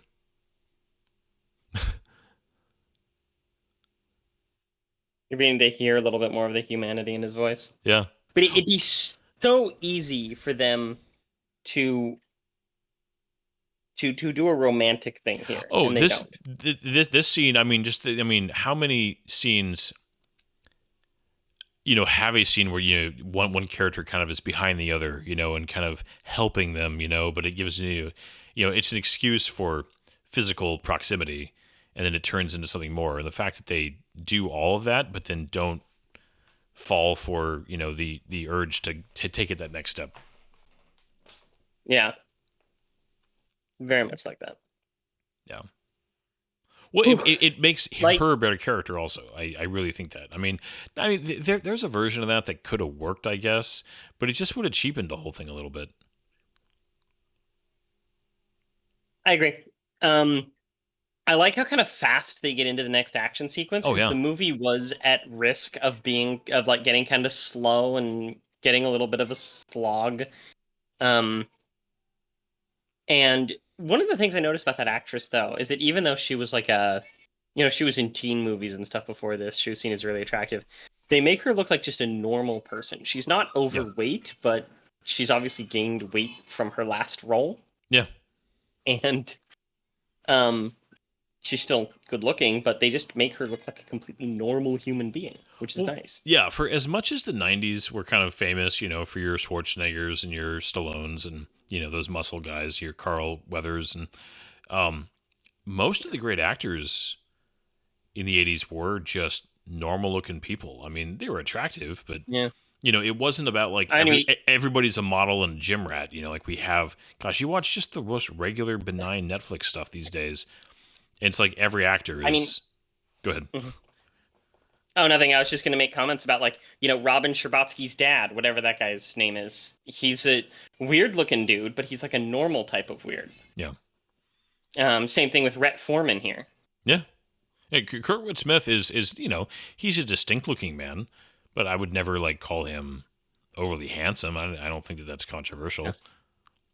Yeah, I'll just refer to them by their sitcom dad names of Mr. Scherbatsky and Mr. Foreman. But yeah, this is a really go ahead. tight little action sequence. Yeah. Well, yeah, I mean, some good practical effects. The explosions are good. The driving, but it's edited in a way where you keep track of what's happening. I really, really dislike action scenes where you lose track of what's going on. Yeah. Oh, toxic waste. Very clearly labeled. Yeah, yeah. Mm-hmm. Ooh. Ugh. You would immediately just assume, oh, he's dead. And then they decide to take it just that little extra step. Yeah. Oh. And then they take that little extra step and they make it 100 extra steps. Oh, it's so just gross. The thumb, okay? Yeah. Did you see the thumb? Yeah, and just... Because that's the part. For those who can't see it, they modeled it so that his thumb is sticking out, but you're seeing the meat of it literally fall off like a hot dog on a skewer. Yeah, it's gross. Capcom. And there's this... Go ahead.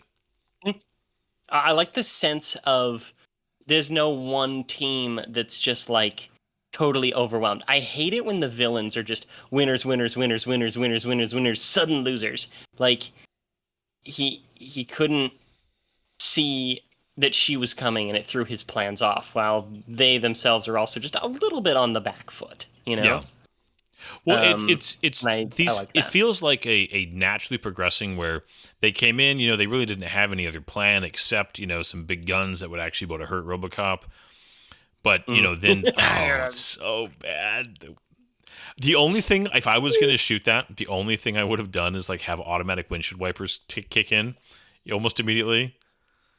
It just would have been that much extra bit of oh, man. But yeah, I mean, it's funny that you say that, because that was brought up on almost every other video that I watched. Just they didn't turn on windshield wipers. Oh, funny. Caravan of Garbage has a whole bit on it. So it's interesting. That was the one I usually love Caravan of Garbage, and for some reason, because of this movie, that was the one that I didn't watch because I had a feeling that they were gonna just have a little Be total dicks about it. kind of. I was like, this isn't the kind of movie I wanted jokey commentary on. Really? Because Yeah. this movie is kind of a jokey commentary. It is. But for some reason, I was drawn to the more reverent retrospectives and behind the scenes.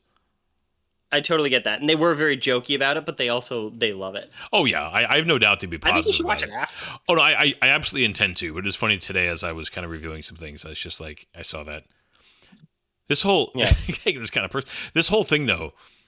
Again, this it seems like you were saying, this whole action scene it seems fairly organic the way this plays out. Neither side has some kind of crazy good plan. Ooh, he takes that hit. Yeah. But at the same time, like, oh, that's a good plan. That's a good idea. But they... Well, and I remember when I first saw it, I assumed they'd be doing some kind of electromagnet thing, And the fact that, no, I just got a bunch of crap. It would have been fun, but like it's more realistic, I think, just to be like, no, we just got a bunch of crap we're going to dump on you. Oh, he's going to stick his foot up his ass. Yeah. Oh, man.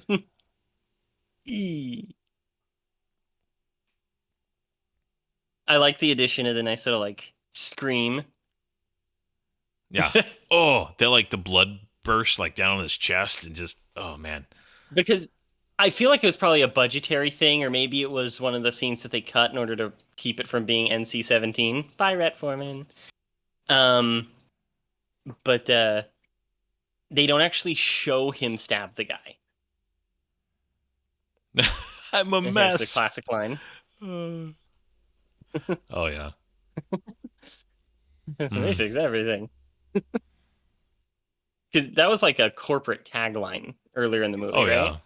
Oh, absolutely. Yeah. I'm not sure if that exact line was, but just the idea that it manages to be a critique of corporatism without actually doing anything to the corporation, Mm-hmm. It's just certain individuals pay the price, but the corporate, like, OCP doesn't really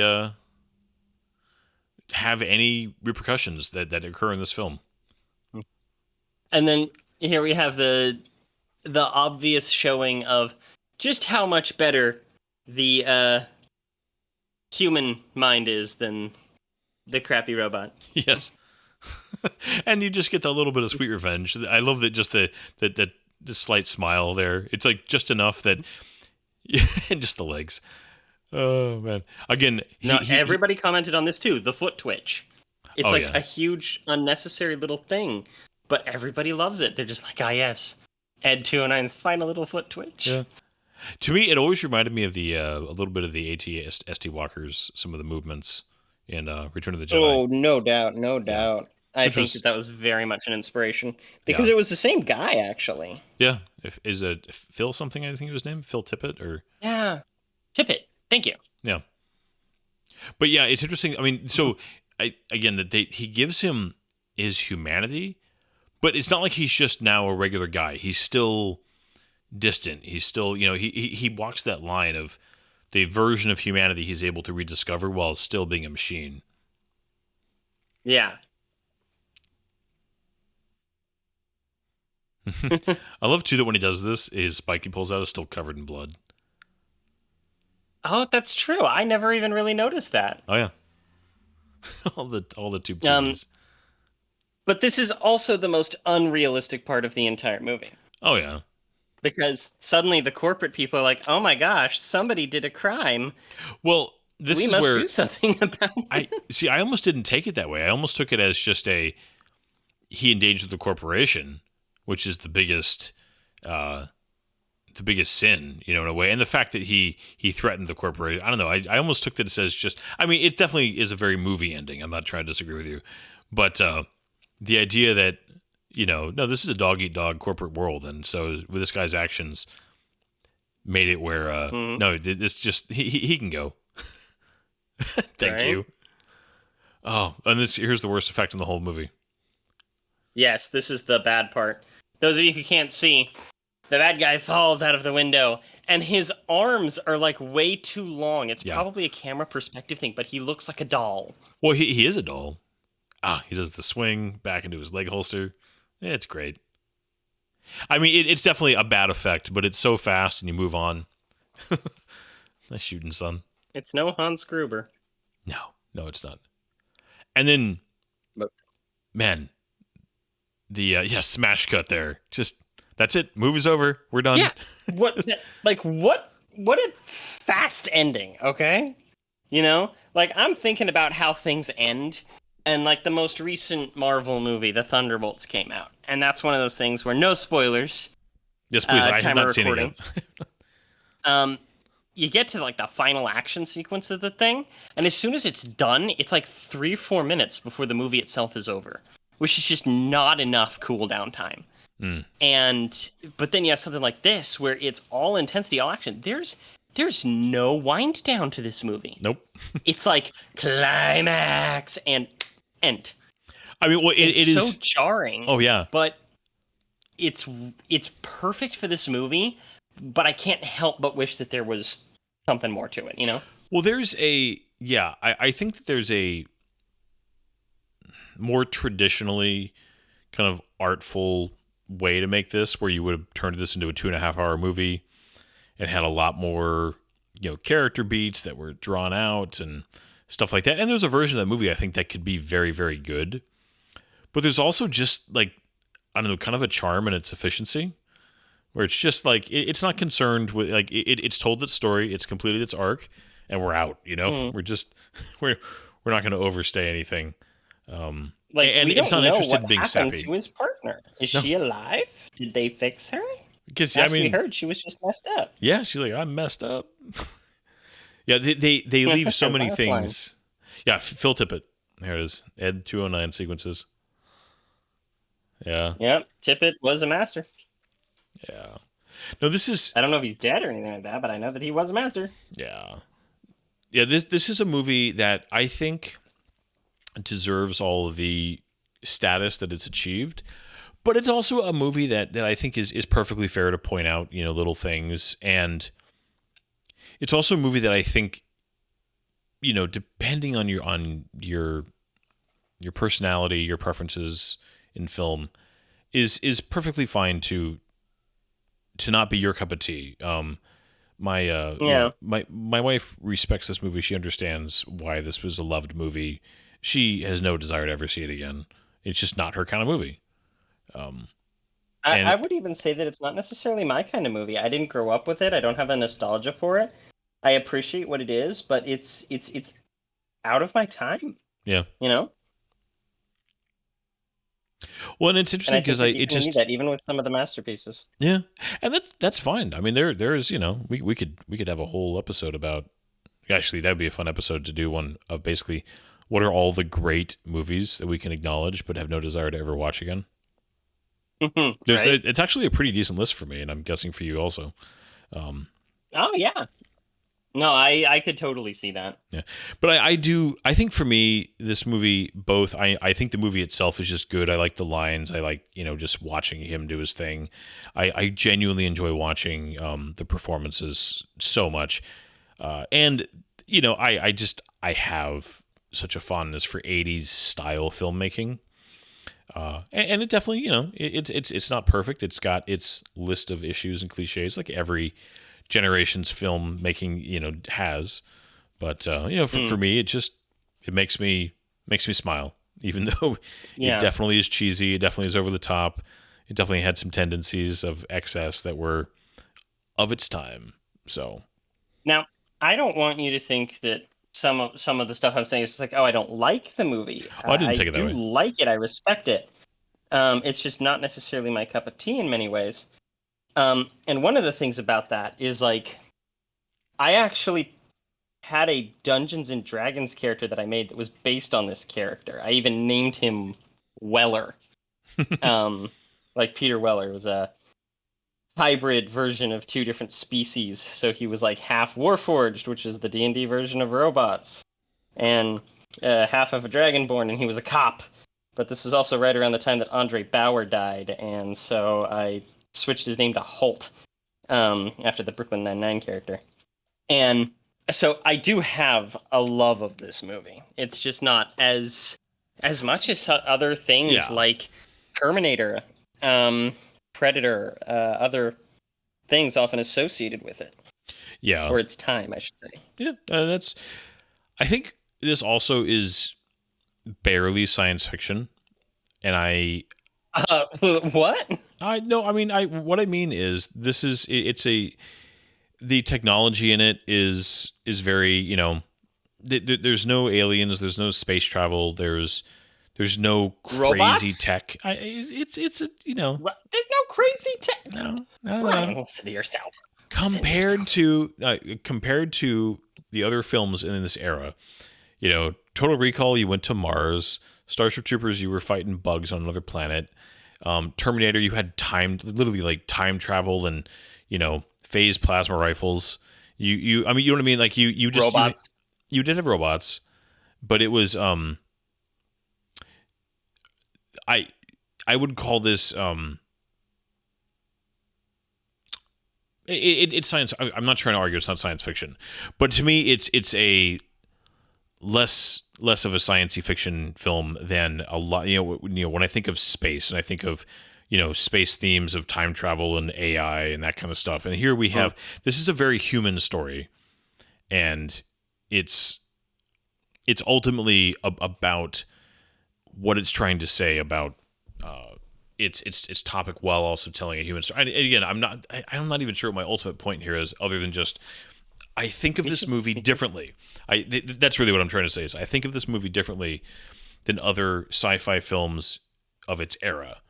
That this is kind of in its own little niche for me, and that's not a good or a bad thing. It's just how my brain categorizes things, which is it's my own fun little version of reality I get to live in. Me and myself and I. But I like it very. I like it very much. I have such a different take on that. Like, this is a quintessential 80s science fiction to me. Mm-hmm. This is like part of what makes science fiction, Yeah. And again, I don't disagree. This, like you said, this is entirely my own. Just how I categorize things internally is just has little subgenres, and this is like its own interesting little subgenre of 80s science fiction to me. And so when I'm thinking about what type of movie I want to watch, because I do that a lot when I'm thinking about, there's kind of two big triggers for me when it comes to like, I just want to watch something. It's either I have a specific scene or piece of music or something that gets popped into my head that then I want to go watch the film it's from, or I have a theme that I'm thinking about, some kind of story theme that I'm going like, oh, what's one of the best examples of that kind of story theme? And this is one that I go to if I just like when I think of good one-liners, but a really interesting character piece on what it means to be human. This is one of those that I go to. And so obviously there's a lot of other science fiction stories that do that. I mean, Star Trek did that a lot with Spock and Data and other iconic characters. But yeah, it's just. Lisa, I'm not trying to disagree. It's just my own weird internal categorization of subgenres of sci-fi, that this is in its own special category for me. Okay, I get where you're coming from. You're wrong, but I get you. Thanks, Mike. No. I do understand that, and I actually really empathize with what you're saying about like having that specific theme, having that musical piece, or that that moment. One of the big ones for me that way is Tombstone. I didn't think I really liked Westerns until Tombstone, and then I would just get that theme stuck in my head, and all of the recreations of that theme in other places online just aren't quite up to snuff, and that then the original isn't available anywhere because of copyright issues. Yeah. And I have a feeling that I'm gonna get that same feeling about this movie because of that music. Because I don't know, I didn't really pay attention to the music until recently Yeah, you should because listen through of yeah. through the music, and I'm curious by itself what you think of it. Absent from the film. Yeah, because it's supposed to be kind of almost superhero grandiose, Hmm. and that's part of its like message almost. But I Well, don't know, I really like it. yeah. Well, there's definitely maybe that's part of. I just literally just popped in my brain. Part of what makes this film feel a little bit different than what I think of typically with sci-fi is that thematically, there's actually a lot of things this movie has in common with a superhero origin film. Hmm. I have seen the 2014 RoboCop listed under superheroes. In terms of like when it's on Hulu and HBO Max and stuff like Hmm. that. Structurally, it's definitely similar to a superhero film. I think that's what they're trying to turn it into, which we're going to talk about more next week. Yes, we are skipping 2 and 3. We will probably revisit them at some point, but it's not even on our calendar yet. But Right now, we just don't want to. Yeah, that is a big part of it. But also, as we've talked about, as we did Dread, and have we done one more where we did the original and then the remake, or is Dread the only one we've done so far? That we did. We did The Day the Earth Stood Still. That's right. And The Day the Earth Stood Still. But yeah, there is something interesting about comparing, contrasting between original and I mean, so far, Dread is the exception, where the remake was better. But there is something interesting about just comparing and contrasting them right away. So yes, next week we will be back with is it Joel? What's his name? The actor, Joel Kinnerton. Kinnaman. Kinnaman. Yeah. Kinnaman. Not a bad actor actually. It was Rick Flag. Yeah, he early on. I feel like he got a lot of kind of flack for being similar to who's the Avatar guy? Army Hammer. Oh, Sam Worthington. Sam Worthington, or is it Jai Courtney? What's his name? Jai Courtney. It was a couple of those, kind of handsome but kind of bland actors that came out in that same era. And I know that he was, at least to a few people I knew, he was compared to them. But I think as time's gone on, he's done some good stuff. He's done some really good acting in a show called For All Mankind on Apple TV. And he did the first season of Carbon, Altered Carbon. Carbon. Yeah. I hated him in Suicide Squad, but I loved him in The Suicide Squad. You guys can figure that one out on your own. But yeah, I guess my point is, I don't think he was the problem with the remake. I actually think that he did a pretty good job. I think that he was the right choice, in fact. There were a lot of things that movie had going for it. I will bet you money, because I have done almost no research on it. I will bet you money that a lot of it comes down to studio interference wanting to make a superhero-like franchise, which just ties in so well to this movie's commentary on the media. Yeah, no, I am definitely looking forward to the conversation about how that movie almost is part of its existence is like parodied in this movie, which is just like I'm sure that's not what they were going for, but they managed to do it. So, but we will. I'm looking forward to talking about that. And I feel like there's not a whole lot more I could say about this movie other than just it's very good, and it deserves its status as far as I'm concerned. And I think the performance, I think that it's definitely the kind of film that in different hands could have turned out very differently, but so much of it comes down to the performances for me. I think that if you had lesser character actors and somebody else playing Robocop, it very easily could have been cheaper and shallower feeling. One last thing that I wanted to mention, I intended to bring it up previously just because of like the transhumanism aspect of it and dealing with human nature overcoming circumstance and stuff like that, and almost like you can't take the human out of the robot, out of the machine.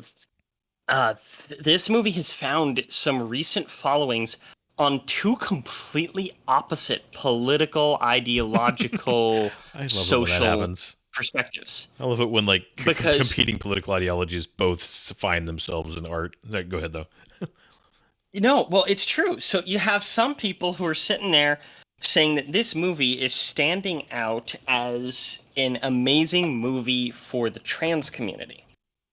Meanwhile, you have an entire other group who heard people say that and they went, but the entire thing is about somebody who's, no matter how you change them, no matter how you alter them physically through artificial methods, the underlying core of what you are comes through. So you have the people who are for it and the people who are against it, both sitting there pointing at Robocop and going, don't you see how this is just like what we're saying? Yeah. Oh, it was fascinating. I genuinely think the best art is also has people bring their own stuff to it. Has, just invokes that where you're seeing it, but you're also putting things in it because it's you I don't know, you can see, and in some ways you're kind of like manipulating it in your mind to say what you want it to say. Mm-hmm. But that's because it has a subtleness to its and it's weird because like there's a subtleness but also this very over the top messaging that's done, but you can also insert yourself into the idea. So, well, I mean, there's so there's so many different films that I know conservatives and liberals both absolutely just like, see, it makes my argument for me. And they both the big one right now on that is Wicked. I have heard so many people from both sides of the political aisle point at that movie and go, don't you understand what we're talking about now? Don't you see how this is applicable to my circumstance, X, Y, and Z? Yeah. It really, really fascinating stuff. Yeah. And I usually take that as a compliment to the art itself. I don't know if the creators agree with me, but that's how I've usually thought of it. So, yeah, no, that's very true, very true.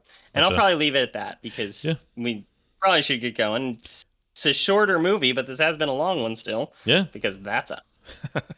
No, this has been a lot of fun though. Looking forward to next week, and we'll see you then. Goodbye, everybody. Have an excellent rest of your night. Good night. Or morning, whenever you're listening. Whenever you're... Yes. Goodbye, everybody. There's doors and corners, kid. If you don't clear the room, if you don't come in slow, that room will eat you.